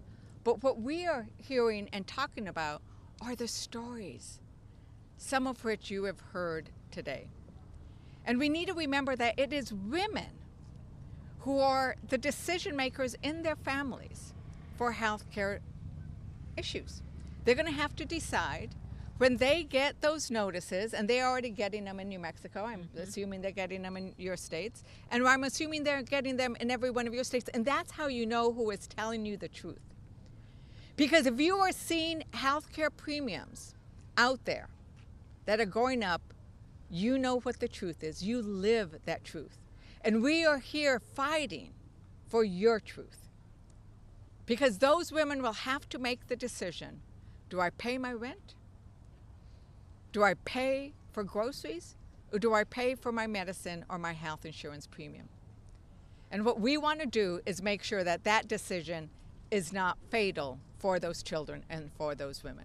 Thank you very much for being here today, and if there are any questions, we'll take them.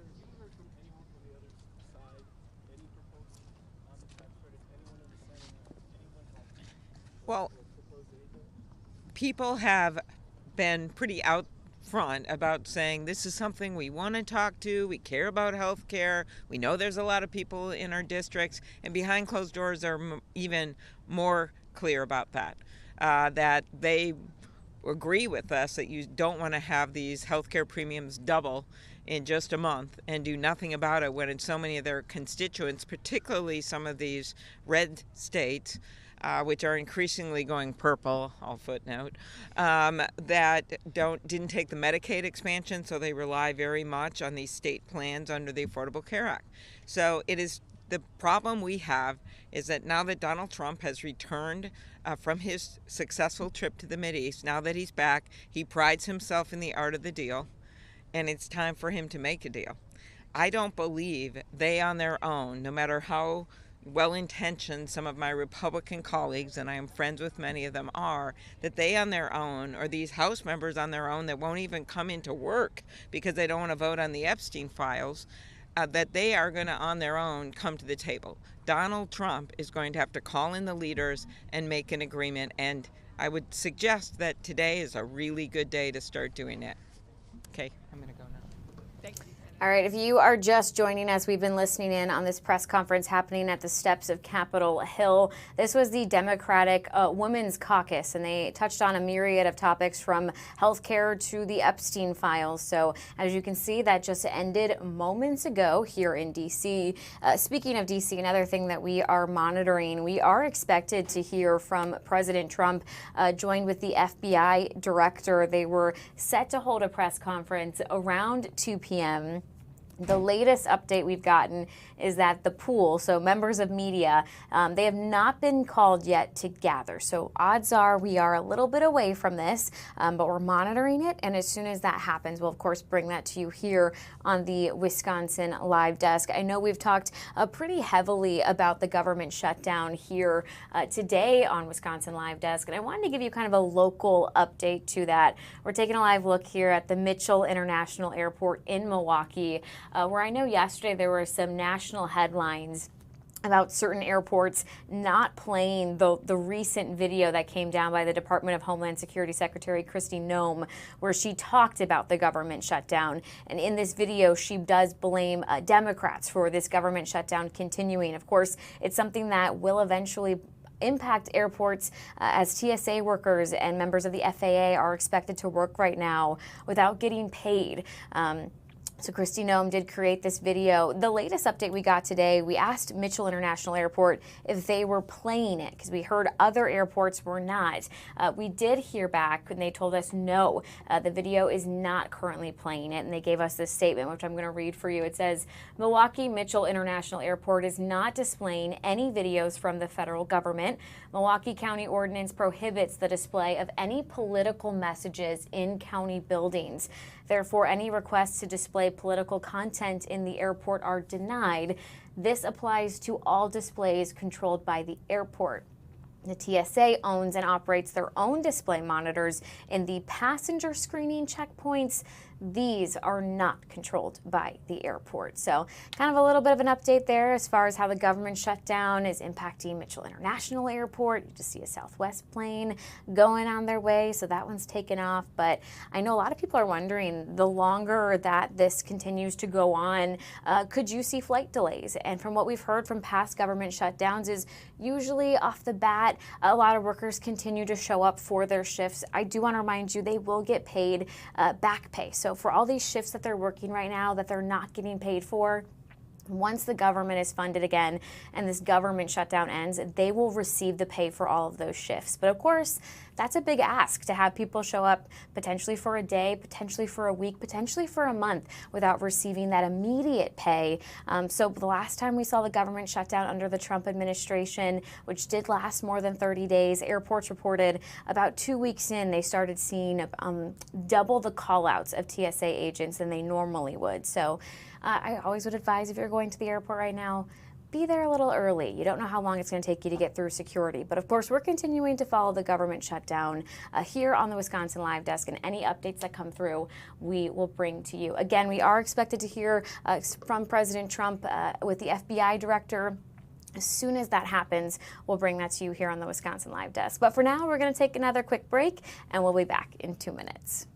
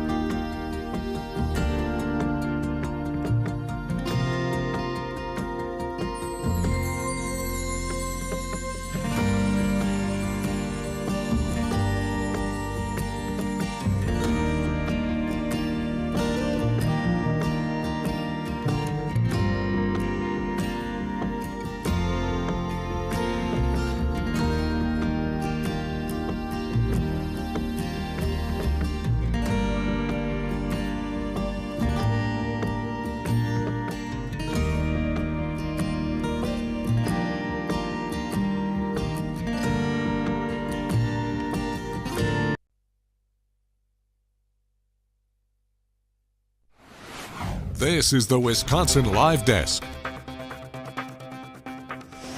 Welcome back to the Wisconsin Live Desk this Wednesday afternoon. Time check for you, 2:20, which means we still have about an hour of the Wisconsin Live Desk for you, because we go till 3:30 now, bringing you all your local and live news, sometimes national news, sometimes even international news. It all depends on what pops up on these feeds behind me, and we bring you just kind of the latest things that you should be in the know about. I know we were talking to our sports director, Tim Van Voren, earlier on here at the Wisconsin Live Desk, and we really covered everything Packers and Brewers for you. But don't forget, a week from today, the Bucks are back. Let's take a live look right here at Fiserv Forum. Of course, they're doing some practice games right now. The official season kicks off at Fiserv, where they will be playing the Washington Wizards. Again, this is next Wednesday. Tip-off will be 7 p.m. And that'll be exciting because I feel like my heart always gets a little sad when baseball season ends, but then we get basketball and we get hockey. So all will be well in the world. I actually was here at Fiserv for the first time, I might add, on Sunday. Not though for a basketball game. I was here for a concert. It was actually a very busy concert weekend at Fiserv. I know Mumford & Sons was there Saturday. They had another big concert there Friday night. But Sunday night was the Jonas Brothers, which if you've tuned into the Wisconsin Live Desk, you guys already know that I love the Jonas Brothers. I have gotten to see them a few times, but I was really excited to see them at Fiserv because our assistant news director, Brian, was telling me that the acoustics are really good at the arena for these live concert events, and I have to agree. The Joe Bros sounded great, and it was just exciting to get to be in Milwaukee and get to hear all of the artists, you know, and they're like, Milwaukee, and feel like this is my new home. So that was really fun. Plus, my best friend flew in from Florida for the concert, and my other bestie came in from Chicago. So I really got to introduce them to my new hometown of Milwaukee, which is really fun. I do know if you are a Bucks fan, though, and you wanted to go to Fiserv, they have a free open practice coming up on Sunday. You just have to grab those tickets online in advance, which I'm sure we have the info on Fox Local. That did come down last week. But speaking of concerts, not happening necessarily in Fiserv, but happening in Wisconsin at Lambeau, Luke Combs. And if you're like, Haley, you already told us about that last week, that's not the new announcement. The new announcement is by popular demand, a second show has been added at Lambeau. So now he's going to play there both Friday, May 15th, and that Friday day, that's the new show, as well as Saturday, May 16th, which this is really impressive to me that there's already been enough demand because this has only been on pre-sale. The official sale of both of those shows start tomorrow at 10 a.m. So only his fan club, which is known as the Bootleggers, have been able to access tickets so far, which went on sale yesterday.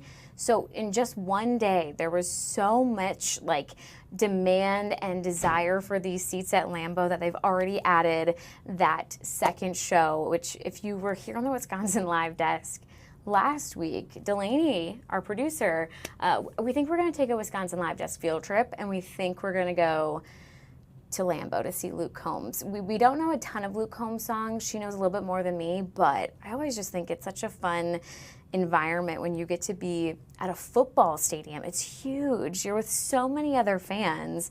And honestly, you guys, I don't want to hit this too much, but I am not a Packers fan. I'm from Chicago. I'm a Bears fan.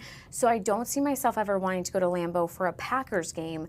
But Lambeau's, historical. It's iconic. What a cool way for me to get to see Lambeau without seeing the Packers. I'll see Luke Combs. Which I also want to talk about Summerfest. Speaking of musical artists, we already knew that Ed Sheeran was going to play. We already knew that Garth Brooks was going to play. We just learned Post Malone is going to play. So that is really exciting. Carrie, what are you saying to me? Oh, Carrie wanted me to show you guys this. Speaking of Summerfest, Post Malone is actually making a Summerfest debut. So this will be Saturday, June 27th. He's bringing along with him Carter Faith. Pre-sale for this one has not happened yet. So you might be a little late if you wanted your pre-sale for Luke Combs, but you are right on time for Post Malone. So make sure and grab those seats if you want to go see him. I'm curious, I'm going to bring in, I was just saying his name, our producer, Carrie. Who are you most excited for so far for Summerfest? So your options are Post Malone, Garth Brooks, Ed Sheeran. That might be a little bit of a tough one because I'm not big fans of any of the three. Okay. I would probably go to see an Ed Sheeran show, though. Yeah. I've seen a lot of his work. You were asking about, or you were talking about Lambeau before, and I saw Billy Joel at Lambeau Field. Oh my gosh. Packed stadium. It was an amazing concert, great venue for it. So I think that the Luke Combs concert is going to be off the hook. I think so too. I feel like even if you only know 2 or 3 songs by a country artist. There's just something about being at a country concert where you don't even need to know the words. It's all about the vibe and the energy, and you're sure to have a fun time. I got to see Ed Sheeran at Soldier Field, so speaking of the Bears, and he is such an amazing artist live because at least the tour I saw, he brings his loop pedal and like he makes all of the songs on stage and then sings them, which technically is like the coolest thing to see out of a musician. Yeah, it sounds really cool. And, you know, I've seen so much stuff, so many people have done, you know, documentaries and stuff like that on him, and he's a really interesting guy to watch.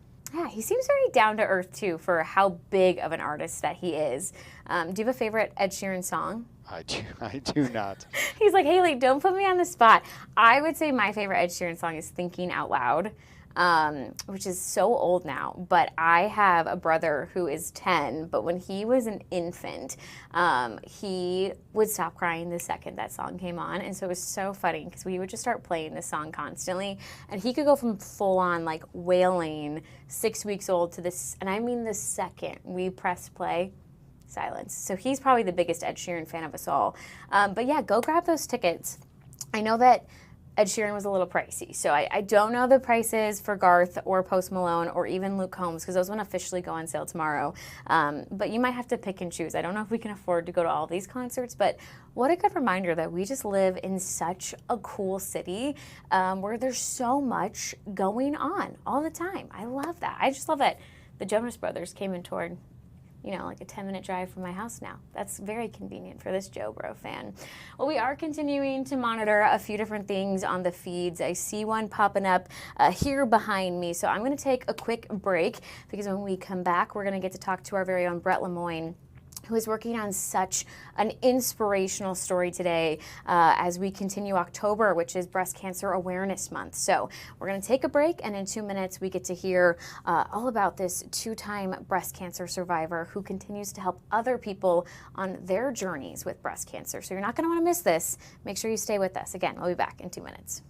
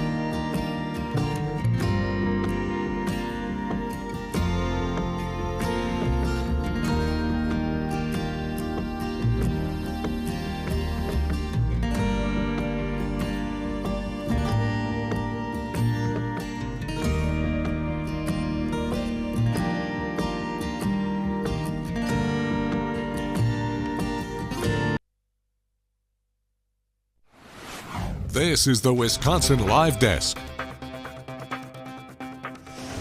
Welcome back to the Wisconsin Live Desk. I'm Haley Spittler with you here at 2:30 as we enter our third and sadly final hour of the Wisconsin Live Desk for you just today. We'll be back again tomorrow, of course, at 12:30. But I was talking about this a little bit before we went to break. October is Breast Cancer Awareness Month. It's such an important cause to be aware of and to be in the know of. And that's actually a story that our very own Brett Lemoyne is working on today. And Brett, you got to meet Kayla, who is so incredibly inspiring. I know she's a 2-time cancer survivor.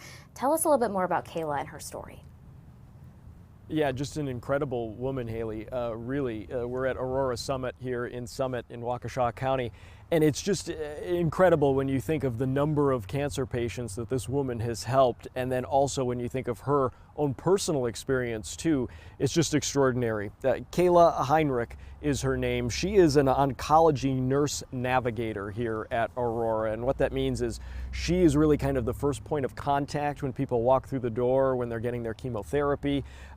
She is kind of the person that a lot of them lean on when they are going through these things, and her backstory is just amazing. At 6 years old, Kayla was diagnosed with a childhood kidney cancer, and then at 28 years old, she went in for a screening. She basically, the doctors told her, you know, that you're going to be more susceptible to cancers and other types of illnesses throughout your life as a result. So she went in, just happened to be at 28 years old. Her doctor said, you know what, we should also screen for breast cancer.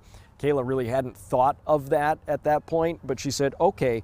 Sadly, they found a tumor in her breast. She had a bilateral mastectomy, and now she is living as a cancer survivor. And she was just about 2 months shy of completing her nursing degree when she was diagnosed. And also at the time, her mother was battling breast cancer for a second time as well. Sadly, she died from breast cancer, but it really all motivated her and came together for Kayla to pursue her career here at Aurora and help, again, hundreds of women each and every year who are battling breast cancer themselves. Yeah, I mean, Brett, how inspiring. Not only that she has fought and beat cancer twice, but that now she gets to help other women along their journeys. Certainly something she can relate to with her firsthand experience. But I want to talk a little bit more about being diagnosed with breast cancer at age 28. I know a lot of times you're not even told to go get your first mammogram until you're 40. So what was her message, if you were able to chat with her, about maybe going and really advocating for yourself, even if you're not 40 yet? Yeah, it's all about early screening. And granted, Kayla's situation was a little different, right? Because she had the childhood cancer, and that was kind of a precursor for the breast cancer later on. But she said if there's one message that she wanted to convey to all of the women watching, is that early detection, early screenings are so important. Talk to your doctor. If you have any risk factors, any family history, make sure that your doctor knows that and that you are considering these early screenings as soon as you can. One thing that's really interesting, Haley, is that not only is this Breast Cancer Awareness Month, but also we should point out in Madison happening today, lawmakers are discussing a bill that would provide additional screenings beyond what is provided through health insurance policies and whatnot right now.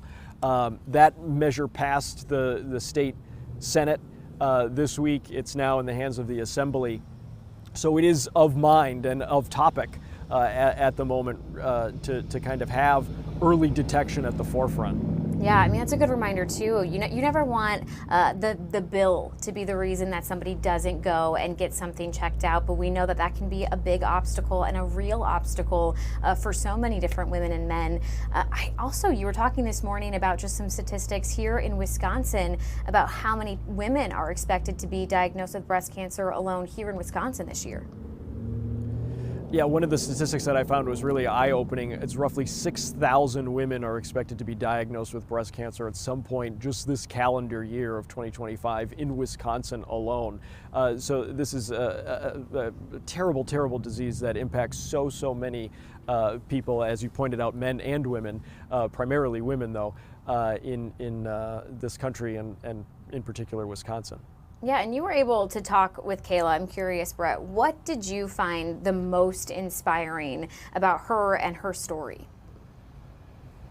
Well, you know, that she's a survivor, that she's living a life that she was very concerned at 28 that wouldn't be possible. She's the proud mother of 2 beautiful children. You know, she was very concerned about fertility after her chemotherapy. She's also a member of Aurora's Team Phoenix, which is incredible. If you're aware of that, it's really a community of cancer survivors here that get together. They do marathons and all sorts of physical activities. And she said, as I marveled, Haley, that, you know, the strength for anyone to be able to do marathons or Yes. triathlons or anything like that is incredible. But she said really it's the mental well-being that she gets from that, just being in this community of survivors and just knowing that you know, she is a survivor. It's really, really incredible. And she shares that. What's really interesting, we also spoke with one of her patients today that was going in for her regular checkup. And her patient said, yeah, I remember I was terrified walking through the doors that first time when I was coming in for, you know, to start 16 rounds of chemotherapy. And Kayla was there, and one of the first things that they talked about was Kayla had been through this experience herself. And that provided a lot of comfort for this woman who was scared, and she was going through this, you know, this journey that she didn't know how it would end. Thankfully, we can tell you that she is not in remission is not the correct terminology, but she's in her survivorship is what they call it, which is a fantastic way of putting it. And has an incredible outlook on life, and she really credits Kayla for that. Yeah, absolutely. You were telling us that Kayla was 2 months shy of graduating nursing school when she was diagnosed with breast cancer at 28. I'm curious, what made her want to go into nursing and specifically to work in the oncology department? Was it her journey with childhood cancer? Yeah, it was her experience with childhood cancer when she was just 6 years old. And, you know, I asked her, what was it like just being that young and going through it? And she said, really, at the time, ignorance was bliss because she just didn't know, right? And there's so much that you don't know about, especially cancer. No child should have to know about it at that age. And so that was one of the factors. And then also her mom. Her mom had breast cancer twice, and she was battling breast cancer a second time when Kayla was diagnosed. So it really all kind of came full circle. Yeah, absolutely. All right, well, Kayla sounds like an amazing woman, so inspiring. I can't wait to get to hear her story and her message coming up later in your story. So thanks so much for giving us a little preview here on the Wisconsin Live Desk, and we'll keep our eyes peeled on Fox Local for your story later today, Brett. Thank you for having me. Of course. Again, October Breast Cancer Awareness Month. Kayla, 2-time cancer survivor, sharing her story with our very own Brett Lemoyne there today. Not going to want to miss that. I'm definitely going to be keeping my eyes peeled to Fox Local later today. I'm also keeping our eyes peeled on the different feeds here today. Again, we are keeping our eye on D.C. As we are expecting to hear from President Trump and the FBI director at some point. That press conference is delayed. It was supposed to start around 2. No update as far as timing yet, but as you can see, I've got it pulled up, and if and when that starts, we'll bring that to you here on the Wisconsin Live Desk. Lots to monitor here as we continue also the government shutdown. It's been a heavy focus today here on the Wisconsin Live Desk. Hey, we're going to take another quick break, and then we'll be back in 2 minutes with more news for you. Stay with us.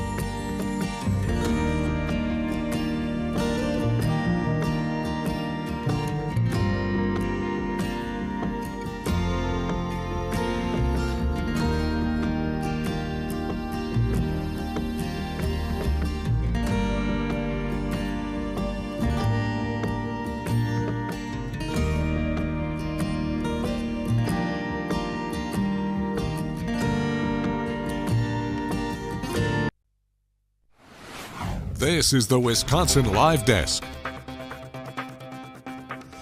Welcome back to the Wisconsin Live Desk. I want to quickly get us out to D.C., where you can see President Trump is now speaking from the Oval Office. So let's listen in together and hear what he has to say. In many cases, and people that shouldn't have been allowed in by the Biden administration. Historically, the summer months have been a time when violent crime soar, as you know, but not under President Trump. Today, we're announcing the results of a sweeping law enforcement effort known as Operation Summer Heat. We were in many cities that people didn't know about. We kept it a little quiet, and it had a big impact, and you'll hear that in a second. But over the past few months, FBI offices in all 50 states made crushing violent crime a top enforcement priority. That's what they did, rounding up and arresting thousands of the most violent and dangerous criminals. And these are among the most dangerous and violent people in the world. They were allowed, in many cases, not in all cases, but in many cases, they were allowed in by a very foolish, actually stupid, open border policy. Just anybody could have come in. They emptied out their jails, their prisons, their mental institutions. They emptied them into our country. And the people behind me have done an incredible job, because if we didn't have that administration, it would have been so much easier. They allowed millions of people in this country that shouldn't have been allowed, including over 11,000 murderers, half of whom murdered more than one person. And many of them are gone now, or they're put in prison, because we don't want to have them come back. So we literally put them in our prison, which we don't want to do. But we bring them back to their countries. Working with state and local partners, the FBI arrested over 8,000 violent criminals during the course of this period. In major cities like in New Orleans, Nashville, we saw a 250% increase in arrests. And we really went after the bad ones. These include 725 individuals wanted for violent crimes against children and murderers. These arrests are in addition to the work of our historic federal task forces. That Make D.C. Safe Task Force has been unbelievable. I mean, the job they've done, it's incredible. And it's been so nice, because so many people, they're going out to dinner and they're having dinners. They didn't go out for 4 years. And now they're going out 3 times a week. Restaurants are opening. Restaurants are full. And usually that means a lot of good things. But restaurants that were closed are now opening up. And everybody's happy. It's nobody's ever seen anything like it, actually. And everybody feels safe. You can have a child walk right through the middle of Washington, D.C., and nothing's going to happen. We were losing more than one person a week in Washington. They're being killed on an average of over one a week. The Make D.C. Safe Task Force has been incredible. And the Make Memphis Safe Task Force is having very similar results. It's much earlier, but we've been there for a week and a half, but I'm hearing the results are pretty incredible, and you'll hear about that. They're mobilizing more than 20 federal agencies for the largest law enforcement operation targeting violent criminals in American history. As a result of these efforts, violent crime declined nearly 20% nationwide compared to the same period last year, and it was the safest and most peaceful summer in 2 decades. And honestly, we haven't really even gotten going yet. If we didn't have to fight all of these radical left governors, we could have had Chicago taken care of, as an example. They had, in a short period of time, 4,000 murders in Chicago, and we have to listen to this man stand up and say that we're bad people. And the people of Chicago are walking around with MAGA hats. You have women, beautiful black women, walking around with MAGA hats. Please let the president in, and we don't care how he does it. They're not interested in National Guard or Army, Navy, bring them in, Marines, bring in the Marines. They just want the crime to stop, and more so because of the success that we had in D.C. I think if we didn't have that success, nobody would even believe it. So I want to congratulate all of the incredible law enforcement professionals joining us today, especially Attorney General Pam Bondi, who's terrific, Deputy Attorney General Todd Blanche, who is a fantastic legal talent. He really is. He's a great guy, too. And, of course, FBI Director Kash Patel. They have worked so hard on this and other things. Since the start of the administration, the FBI has arrested over 23,000 violent criminals, more than double the number arrested in the final year of the Biden disaster. The FBI has also destroyed or severely disrupted more than 170 organized criminal enterprises and gangs, 1,600 of the most violent gangs, and confiscated over 6,000 illegal firearms. And they've tracked down and arrested 4 fugitives on the most wanted list, 4 of the most wanted. Actually, 2 of them were the most wanted fugitives in the world. There's still much more work to be done, which is why the FBI continues to work alongside the Department of Justice, the Department of Homeland Security, and the Department of War to defend. And Pete Hegseth has been fantastic, by the way, on this too, on other things, but on this too, to defend law and order and combat violent crime, arrest illegal aliens, and make American cities the safest in the world. And when I campaigned, I talked about crime, but I never knew that we were going to get into it like we did. You know, I mean, I used to watch these cities with the murders. Chicago recently had one deal where they had 11 murders in one weekend, and they said, well, yeah, but it was a holiday weekend. They actually told me that was the reason, like it was okay because it was a holiday. It was Labor Day. These people are the worst. They really have to, they better, I tell you what, the people in Chicago and the people in places like that can be fixed. At some point, it gets to where you can't fix it anymore. It's too far gone. And we have some cities like that. But these are great cities that can be fixed. I'm going to be strongly recommending, at the request of government officials, which is always nice, that you start looking at San Francisco. I think we can make San Francisco. There's one of our great cities 10 years ago, 15 years ago, and now it's a mess. And we have great support in San Francisco, so I'd like to recommend that for inclusion, maybe in your next group. You'll get great support.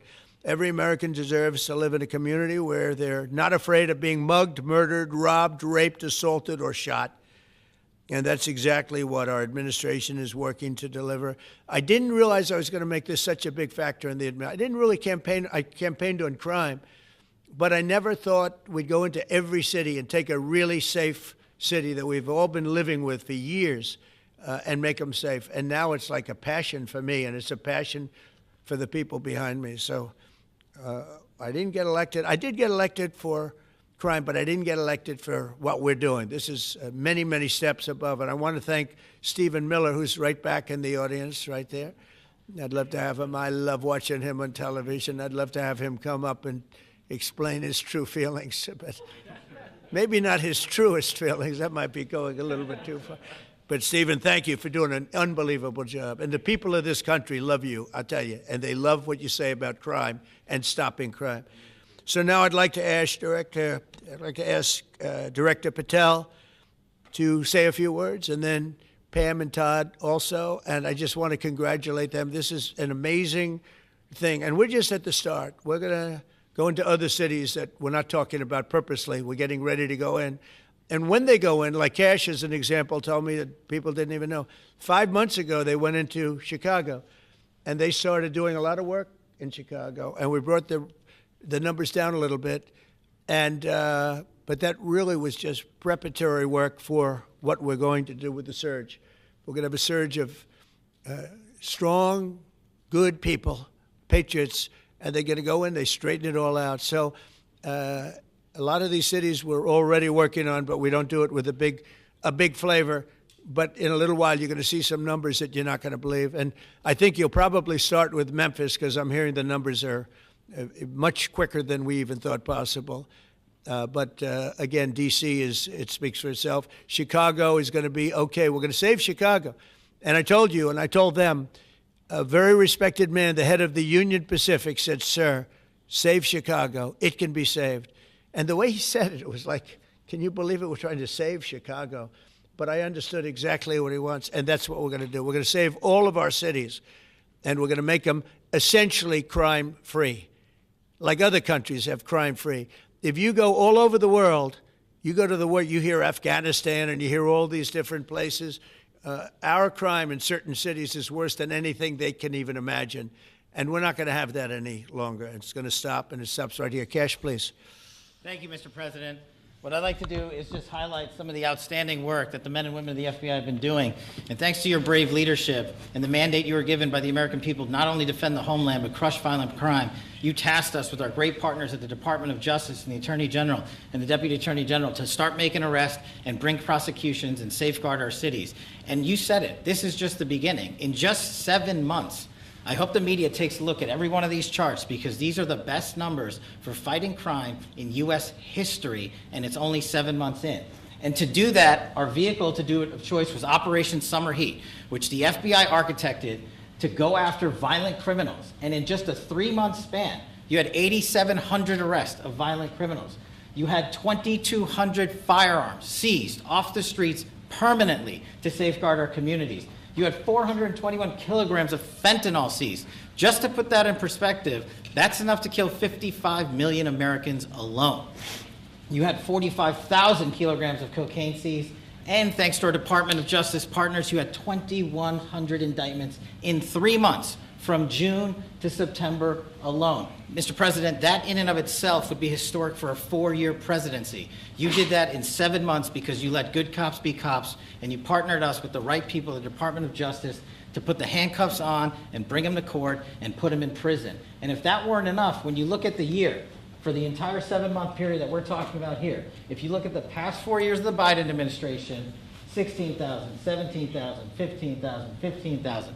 That's the number of arrests year over year of violent felons in this country for the Biden administration. Mr. President, in 7 months, you have 28,600 arrests of violent felons in just 7 months alone because of your leadership and the dedication of the men and women at the FBI who want to go out there and do the job they were prevented from doing because that department used to be weaponized and politicized. And this is what happens when you take out the fangs of weaponization. This number is historic by every metric. 28,000 people have been arrested, violent felons alone. And then when you go over there and look at some of these charts, if you don't mind, I'll just hop over here. Look at the metrics for not just violent crime, but the homeland. Mr. President, during your administration, the FBI has found and located 5,400 children. That is a 30% increase year to date over the last administration. Violent crimes against children arrests alone are up 10%. Gang arrests are up 210% in the last 7 months alone. And transnational organized crime, which Stephen Miller has been a great partner in, is up over 12% alone. These numbers are historic just as a snapshot. But just so people don't think we're focusing on violent crime alone, the national security mission, Mr. President, under your leadership has never been stronger. We have gone after espionage activities against our main counterparts in China, Russia, and Iran. In China alone, we've had over a 50% increase in espionage arrests alone and prosecutions. In Iran, we have had a 50% increase, again, in espionage cases. And in Russia, we've had a 33% increase in espionage cases alone. When it comes to counterterrorism, year to date, we have 125 arrests this year versus 100 last year, year to date alone. And when it comes to the cyber criminal activities, which are some of the largest enterprises plaguing everyday Americans, we at the FBI have put out a mission to go after cyber criminals like never before. Last year, they had in total 191. This year, you already have 252 arrests. 52 arrests of violent cyber criminals who are stealing from senior citizens, who are violating our children's rights and freedoms, and who are violating everyday Americans. These programs are record. And two of the things I'll finish with that I'm most proud of, Mr. President, this FBI. Fentanyl. As you know, it's a scourge that is killing our youth, 100,000 plus a year. To date, the FBI has seized 1,900 kilograms of fentanyl. That's enough lethal doses to kill 127 million Americans alone. To date. And if that weren't enough, Mr. President, you said we have to go after the worst of the worst. And you empowered our Department of Justice, our Attorney General, Deputy Attorney General, and the Deputy Director at the FBI, led the charge, not just on summer heat, but he also led the charge in the FBI's 10 most wanted fugitives. These people have been on the run for years. And in 7 months, you captured not 1, not 2, not 3, but 4 of the FBI's most top 10 fugitives. 4. And just to put that in perspective, Mr. President, the Biden administration captured 4 in all of 4 years. You're on 7, and we're going to get to 10. We're going to get to 10 of 10. This includes a lady who murdered her 6-year-old handicapped child and fled to India. We got her in 2 months. This includes a narco trafficker. This includes a sex trafficker. This includes another first-degree murderer and gangbanger. These people were on the run because of the prior administration's reckless policies that destroyed our communities, and you came in and with a mandate said, go after the worst of the worst. This is just the beginning. This is what happens when you let good cops be good cops at the FBI. Mr. President, I just want to thank you for your incredible leadership, our brave partnership with prosecutors who know how to bring cases and make sure these arrests stick. And that's what the Attorney General and the Deputy Attorney General have led the charge across this country, because arrests without prosecutions are meaningless. We are deterring criminals from doing this activity. We are preventing criminals from coming into America, and we are absolutely crushing violent crime like never before and defending this homeland, sir. And not to mention, I almost forgot this one, it took you, sir, 2 weeks to get the Abbey Gate bomber. Joe Biden had 4 years to look for him. You got him in 2 weeks, thanks to the interagency effort by the FBI and the CIA, went to Pakistan, and now 13 brave warriors who were senselessly murdered because of the disastrous Afghanistan withdrawal. They have justice, their families have a peace of mind, and we're going to continue to find the others, Mr. President. On behalf of the FBI, sir, I just want to thank you. Thank you very much, Chris. Great job. Very good. Very impressive. Pam, would you like to say? President Trump, the men and women of law enforcement say two things to me repeatedly. First, you have taken the handcuffs off them and let them do their jobs, and you let cops be cops. That's why all this is happening. The director, the deputy director are working around the clock. All of these great men and women in the FBI, they have families at home, and they are working during a government shutdown right now. Many of them have small children. Many of them, I was talking to an agent this morning, many of them have babies at home, and they are working around the clock to not only keep our country, but our world safe. And that's what Operation Summer Heat did. Thank you, Director, and to the Deputy Director for everything you did on behalf of the Department of Justice, and you're going to continue to keep doing. And they set the stage for what we're doing in Memphis. You're going to hear a lot more about that, our joint task force next week, but they set the stage for Memphis. And last night alone in Memphis, there were almost 70 arrests, there were 12 guns seized, and there was a 70-year-old man arrested as a result of our operation in Memphis who raped a child under the age of 3. That one case makes everything we're doing worthwhile. So thank you all for being here on behalf of both of us. Thank you, President Trump. Doug, you want to say something? Sure. Thank you, Mr. President. So this is a great day, and I think there's stats that the director talked about which are important, but I want to give 2 examples of what Summer Heat has done that actually will apply hopefully to everybody in this room. The first is for over 4 years during the last administration, there was a hotel in a town, the middle of a town in Alaska, that was being run as a drug den. There were over 1,000 calls to 911 over four and a half year period. There were multiple violent crimes, drug dealers, overdoses, and murders at this one hotel, ruining a community. Summer Heat went in there. It's not only arrested all the participants that were controlling the hotel, but seized the hotel.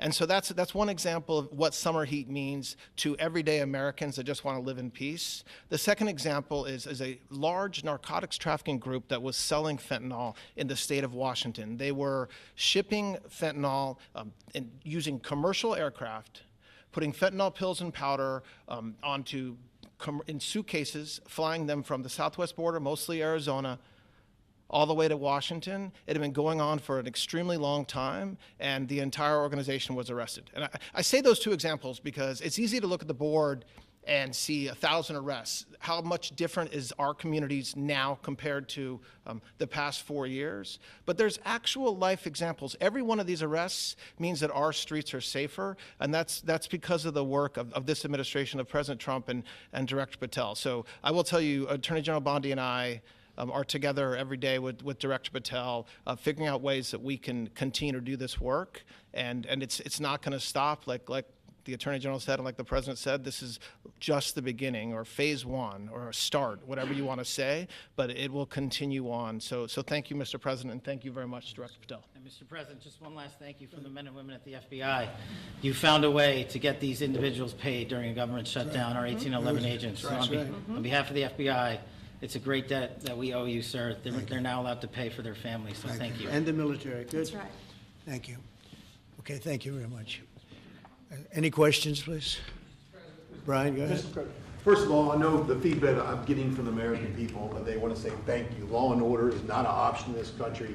It's a mandate. So I know the American people thank you for that. In terms of the guns that have been taken off the street, do you have a number of how many guns were taken away from someone that had a prior felony or a previous crime that perhaps we can prosecute that? Because I know that wasn't the case under Joe Biden. We don't take guns off the streets of people that are allowed to have guns. So every gun that we're taking off the street is because it belongs to somebody who is not allowed to have it. Could be a felon, could be somebody who hears illegally. There's all sorts of conditions. But if there's a gun taken off the streets by the FBI, it's because the person who has it is not allowed to. It's not somebody who's lawfully allowed to have it. So every single one of those guns were taken off of people that aren't allowed to have them.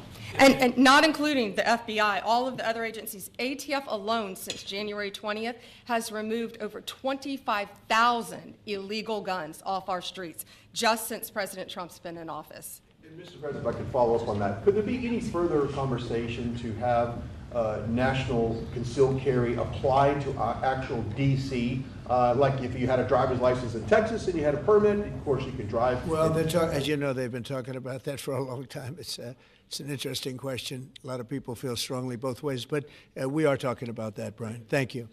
Mr. President, on Venezuelan boats, I want to ask you, why not have the Coast Guard stop them, which it is empowered by law to do? You know, this way you can confirm who's on the boat and ensure that they're doing what you suspect. Because we've been doing that for 30 years, and it has been totally ineffective. They have faster boats. Some of these boats are seriously, I mean, they're world-class speedboats, but they're not faster than missiles. But we've been trying to do that for years, and so much of the drugs, 25–30%, would come in through the seas. Right now we have, I would say, none coming in through the seas. In fact, I don't know about the fishing industry. If you want to go fishing, a lot of people aren't deciding to even go fishing. We've almost totally stopped it by sea. Now we'll stop it by land. What's the next But step? it never worked. It never worked when you did it in a very politically correct manner. What's the next step in this war on cartels, and are you considering options, are you considering strikes on land? Well, I don't want to tell you exactly, but we are certainly looking at land now because we've got the sea very well under control. We've had a couple of days where there isn't a boat to be found. And that, I view that as a good thing, not a bad thing. But we had tremendous amounts coming in by boats, by very expensive boats. You know, they have a lot of money, very fast, very expensive boats that were pretty big.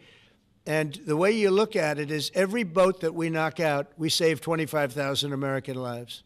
So every time you see a boat and you feel badly, you say, wow, that's rough. It is rough, but if you lose 3 people and save 25,000 people, these are people that are killing our population. Every boat is saving 25,000 lives, and you can see it. The boats get hit, and you see that fentanyl all over the ocean. It's like floating in bags. It's all over the place, and it's a tremendous. We're saving tremendous amounts of lives. Yeah, Mr. President, on that issue, I know you've talked about. I have a question for you, and then I also have a question for Director Patel. I know you talked about having some distaste for Boston recently. Is this one of the cities that you might be looking into, and can you give us a hint about other cities that you might be? You're saying for where? For where? For Boston. Yeah. Well, Boston has a bad mayor who at least is a reasonable IQ person. You know, most of them are low IQ. But, and they're so bad. I mean, what's going on in Chicago is just, you'd think the guy would say, hey, look, we have a problem, Mr. President. Could you come in and straighten it out? We could have that done in a month if we had their cooperation. It's going to be done anyway, but we could have it done in a month. Yeah, Boston, she's got 4 areas that are, wrong. And, somebody said, would we think about taking the World Cup away from Boston if they don't straighten it out? And the answer is yes, we have the right to do that with FIFA. So if we think that LA is going to be bad, or we think that applies a little bit to the Olympics too, but we'll talk about FIFA first. FIFA is very hot. If we think there's any reason that, whether it's Boston or anywhere else, that they're not doing their job, we're going to take those World Cup games and move them someplace else. Thank you. And then Director Patel, there's been so many conspiracy theories swirling around about the assassination of Charlie Kirk. Do you have any updates for us, especially in light of all the online content that everyone's been talking about? The only thing we deal with at the FBI and the Department of Justice is facts. And we delivered at record speed a manhunt to capture Charlie Kirk's alleged assassin in 33 hours. And if you put that in perspective to Luigi Mangione or the Boston bomber, they took them 5 days and a police officer lost their life in their manhunt. We are running on absolutely every single lead. And the best thing we can do to honor my friend Charlie Kirk's life is to make sure that everyone involved is prosecuted to the full extent of the law. And that's what we're focused on, investigating the facts, not trading in conspiracy theories. Okay. Mr. President, thank you so much. Thank you. In light of China's export curbs on rare earths, do you view India as a reliable partner going forward? And are you planning to meet Prime Minister Modi in Malaysia? Are you open to talks in terms of Yeah, trade? sure. He's a friend of mine. We have a great relationship. He just said that 2 days ago, as you know. We have a great relationship. No, we were not happy with him buying oil from Russia, because that lets Russia continue on with this ridiculous war where they've lost 1.5 million people, by the way. Russia's lost 1.5 million people, soldiers mostly. This is a war that should have never started, but it's a war that Russia should have won in the first week, and they're going into the 4th year. And I want to see it stop. So I was not happy that India was buying oil. And he assured me today that they will not be buying oil from Russia. That's a big stop. Now I got to get China to do the same thing. You know, that is relatively easy compared to what we just did over the last week in the Middle East. Middle East was 3,000 years, and we got it done. This is 3 years, and I think we'll get it done. I think that President Putin, I think he wants to get it done. We'll see. There's a great animosity between him and Zelensky. You probably have noticed, right? And it's, I think it's hurting the process. Yeah, please. Mr. President, thank you. Curious, why did you authorize the CIA to go into Venezuela? And is there more information you can share about these strikes on the alleged? Well, I can't do drug busts in that, the but Caribbean? I authorized for 2 reasons, really. Number one, they have emptied their prisons into the United States of America. They came in through the, they came in through the border. They came in because we had an open border policy. And as soon as I heard that, I said, a lot of these countries, they're not the only country, but they're the worst abuser. And they've entered they've allowed thousands and thousands of prisoners, mental institution, people from mental institutions, insane asylums, emptied out into the United States. We're bringing them back. But that's a really bad, and they did it at a level that probably not, many countries have done it, but not like Venezuela. They were down and dirty. And the other thing are drugs. We have a lot of drugs coming in from Venezuela. And a lot of the Venezuelan drugs come in through the sea, so you get to see that. But we're going to stop them by land also. Does the CIA have authority to take out Maduro? Oh, I don't want to answer a question like that. That's a ridiculous question for me to be given. Not really a ridiculous question, but wouldn't it be a ridiculous question for me to answer? But I think Venezuela is feeling heat, but I think a lot of other countries are feeling heat too. We're not going to let this country, our country, be ruined because other people want to drop, as you say, their worst. They have given us their worst. They've loaded up our country with prisoners, with mentally ill people that are seriously ill, criminally ill. And we're not going to take it. And so, I mean, it's just one of those things. And I can tell you, we've taken care of the sea. There's nobody, and we're watching. We're watching. And if we see it, we'll save it. Yeah, please. On the ships, though, sir, there are Republicans and Democrats up on the Hill concerned that in the briefings they've gotten about those attacks, they're not necessarily getting information about who was on them and what exactly was on those ships. Can you ensure that but they are given information that they were loaded up with drugs, and that's the thing that matters. When they're loaded up with drugs, they're fair game. And every one of those ships they're not ships, they're boats, they're speedboats. They're extremely fast, record-setting type speedboats. They cost a lot of money, and they have a lot of money because they're drug sellers. But they know one thing, and they all have the same thing in common. There's drug dust. They call it drug dust. They call it fentanyl dust all over the boat after those bombs go off. And you can take along. Attack them, though, that they're a drug We know before. We know when they go out. We know we have much information about each boat that goes out. Deep, strong information. Yeah, please. Sir, you're going to have Vladimir Zelensky here this week. What is your message at this stage of the war for him? And shy of tomahawks. To who is it? For Zelensky. Yeah. And shy of tomahawks for Ukraine. Are you considering other options, and will you speak with Vladimir Putin about No, that? we're looking at other options. We are. President Zelensky's coming in.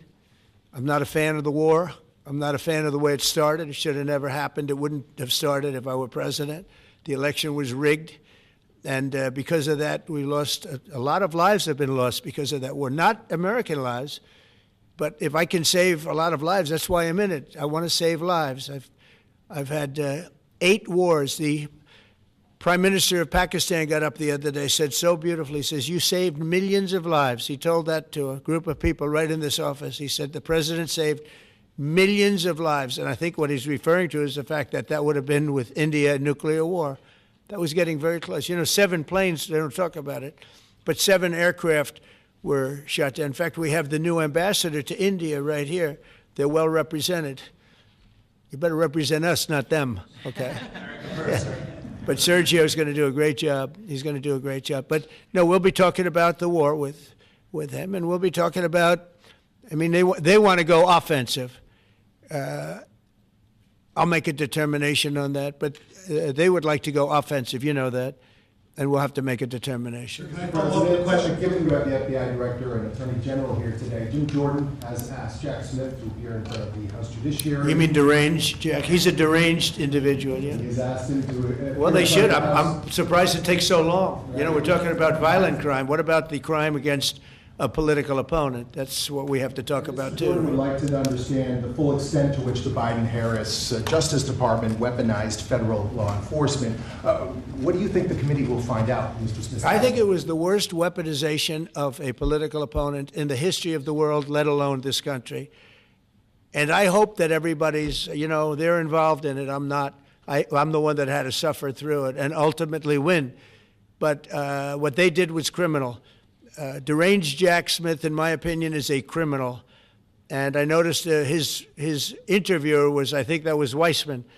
And I hope they're going to look into Weissman, too. Weissman's a bad guy. And he had somebody in Lisa, who was his puppet, worked in the office really as the top person. And I think that she should be looked at very strongly. There was tremendous criminal activity having to do. If we don't have fair elections in this country, we're not going to have a country. And I've said it from the beginning, fair elections and borders. And we need also fair press, because if you don't have fair press, it's very tough. And we've got the strongest border of anybody. Nobody has a border. We have a border where the numbers just came out again. You saw 0 people came in illegally. Now, we do take people into our country legally, but 0 people. But you're talking about a different subject. You're talking about political crime. They have committed massive political crime. I hope they're looking at Shifty Schiff. I hope they're looking at all these people. And I'm allowed to find out. I'm allowed to, I'm, in theory, the chief law enforcement officer.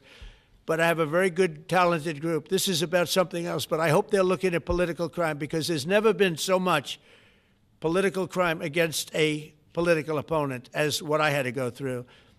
They raided my house in Florida. It was an illegal raid. I have a lawsuit that was doing very well. And when I became president, I said, I'm sort of suing myself. I don't know. How do you settle the lawsuit? I'll say, give me X dollars, right? And I don't know what to do with the lawsuit. It's a great lawsuit. And now I won. It sort of looks bad. I'm suing myself, right? So I don't know. But that was a lawsuit that was very strong, very powerful. They raided illegally my house in Florida, Mar-a-Lago. They went through the drawers of my young son. They went through all of the cabinets and drawers of the First Lady. She walked in, she said, wow, what happened? Because she's very meticulous, and this wasn't so meticulous. As she looked into the drawers and she saw everything a mess. It's what they did against a person that just got out of office.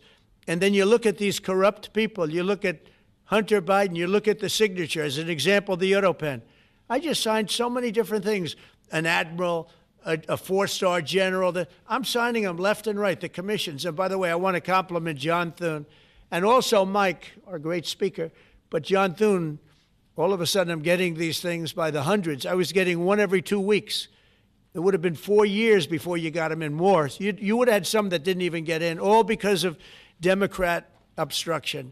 So John Thune did a great job. I must have signed 200 into the administration. We're just about caught up. It's amazing. And so compliments to John. He had to do some things that were very tough to do that he didn't want to do, but he was forced to do it by the Democrats. And as far as the shutdown's concerned, this is a Democrat Schumer shutdown. And he's trying to do it to get relevance back into the party because he's a loser. I've known him all his life. He's always been sort of a loser, but an intelligent one. But I think he's losing IQ points with time. I think that happens. I hope it hasn't happened with me. I know if it did, you guys will let me know about it very quickly. Question on violent crime, sir. Here in D.C., a judge has given the two teenagers that beat up ex-Doge staffer Big Balls probation. It's incredible. And no jail time. Is this justice?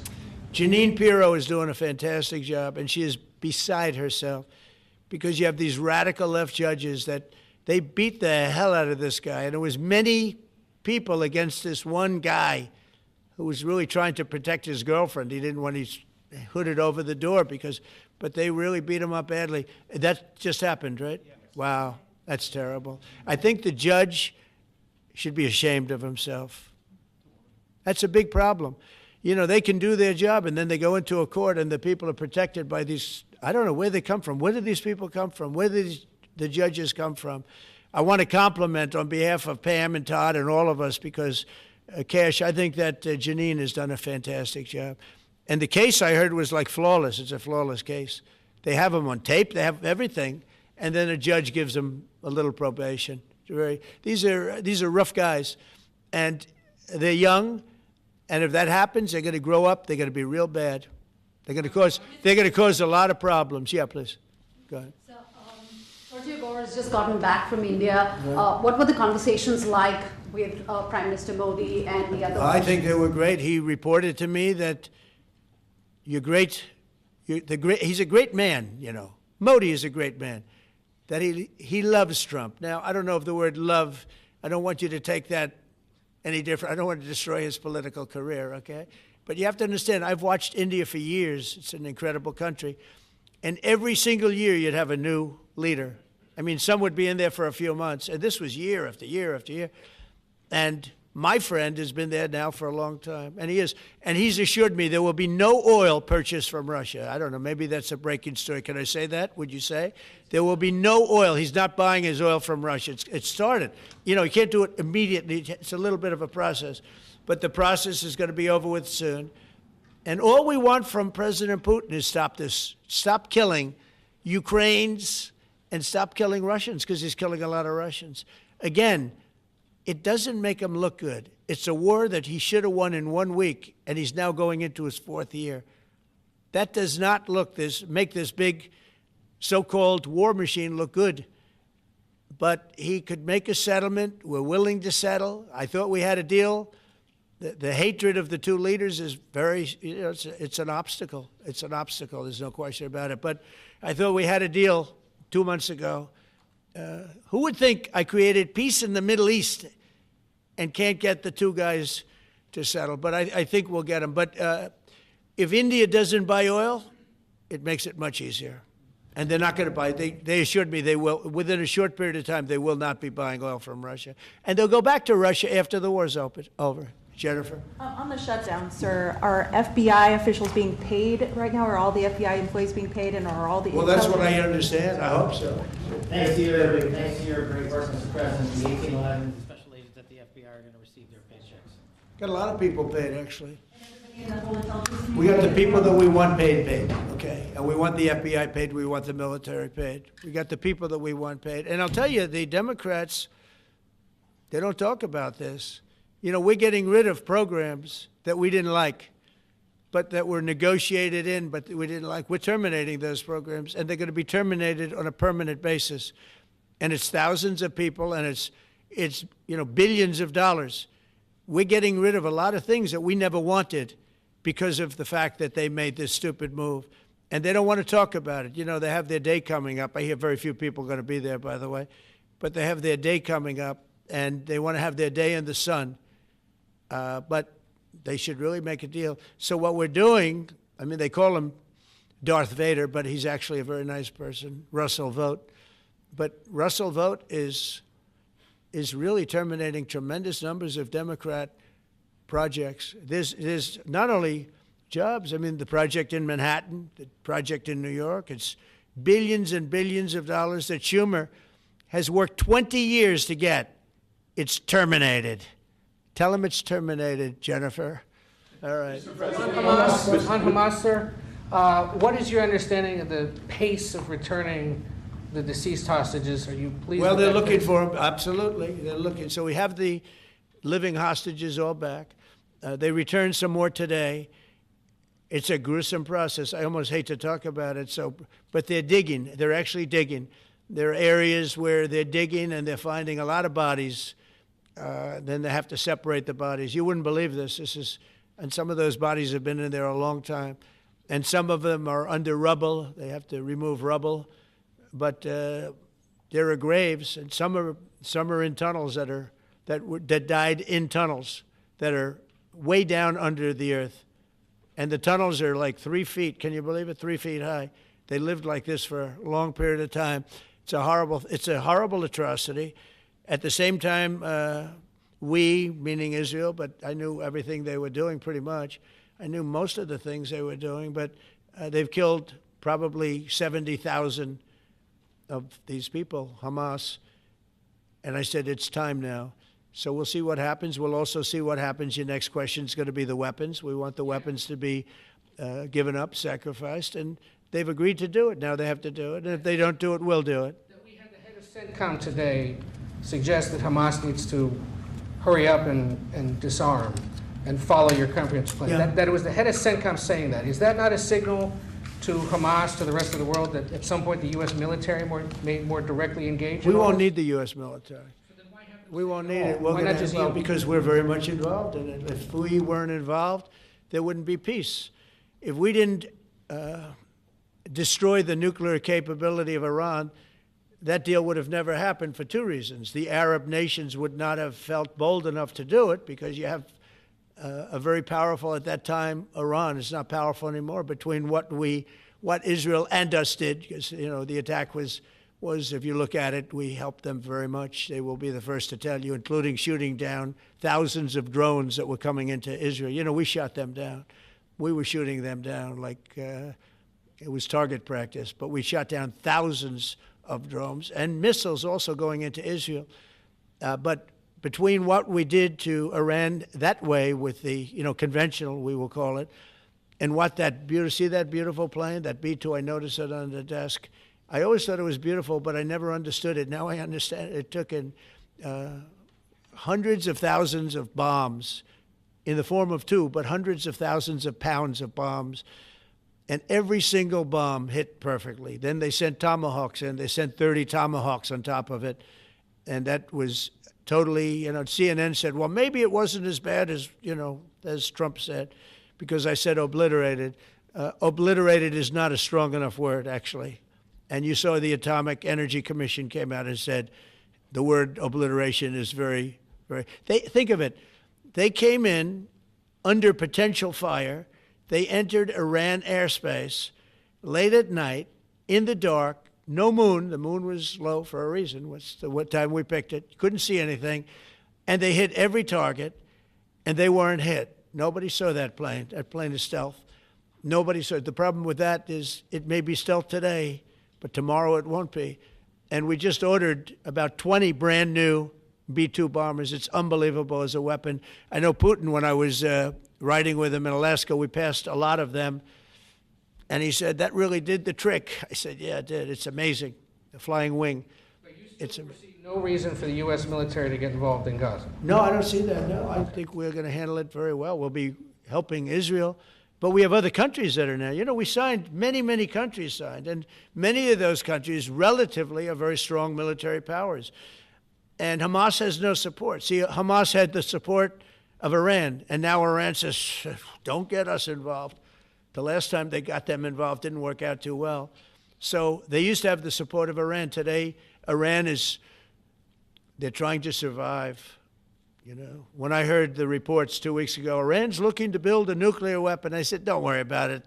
They got a lot of things they want to do before nuclear weapons. I said, the last thing they want to do is a nuclear weapon.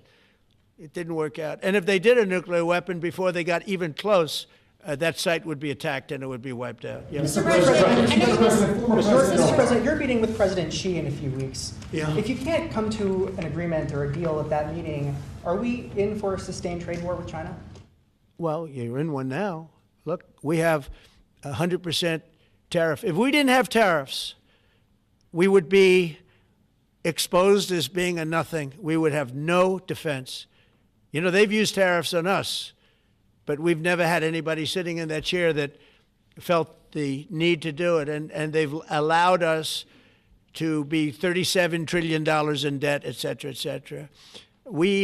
Tariffs are a very important tool for our defense, for our national security. If we don't have tariffs, we're not going to have national security.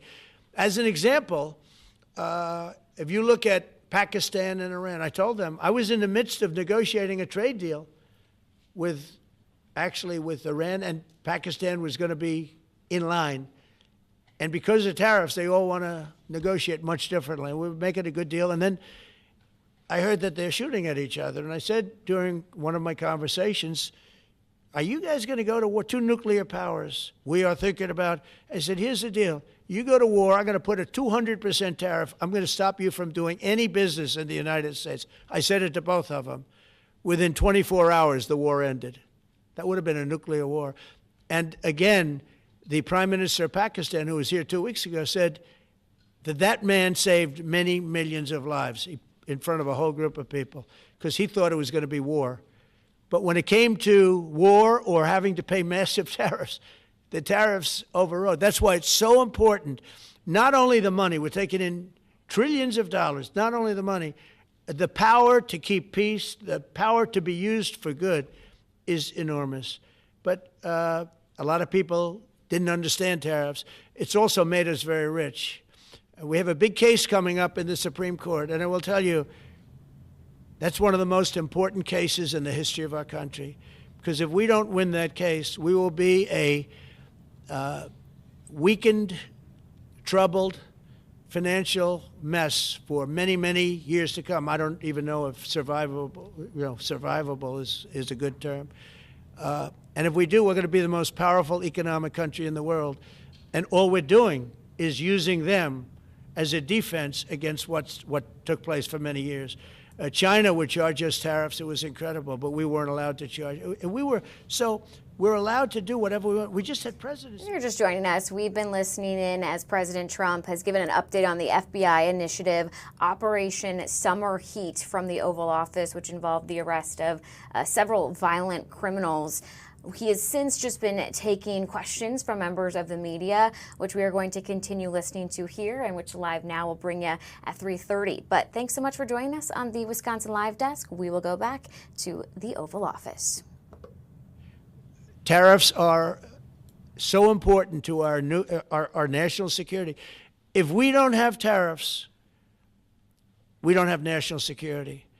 Our country would suffer a level that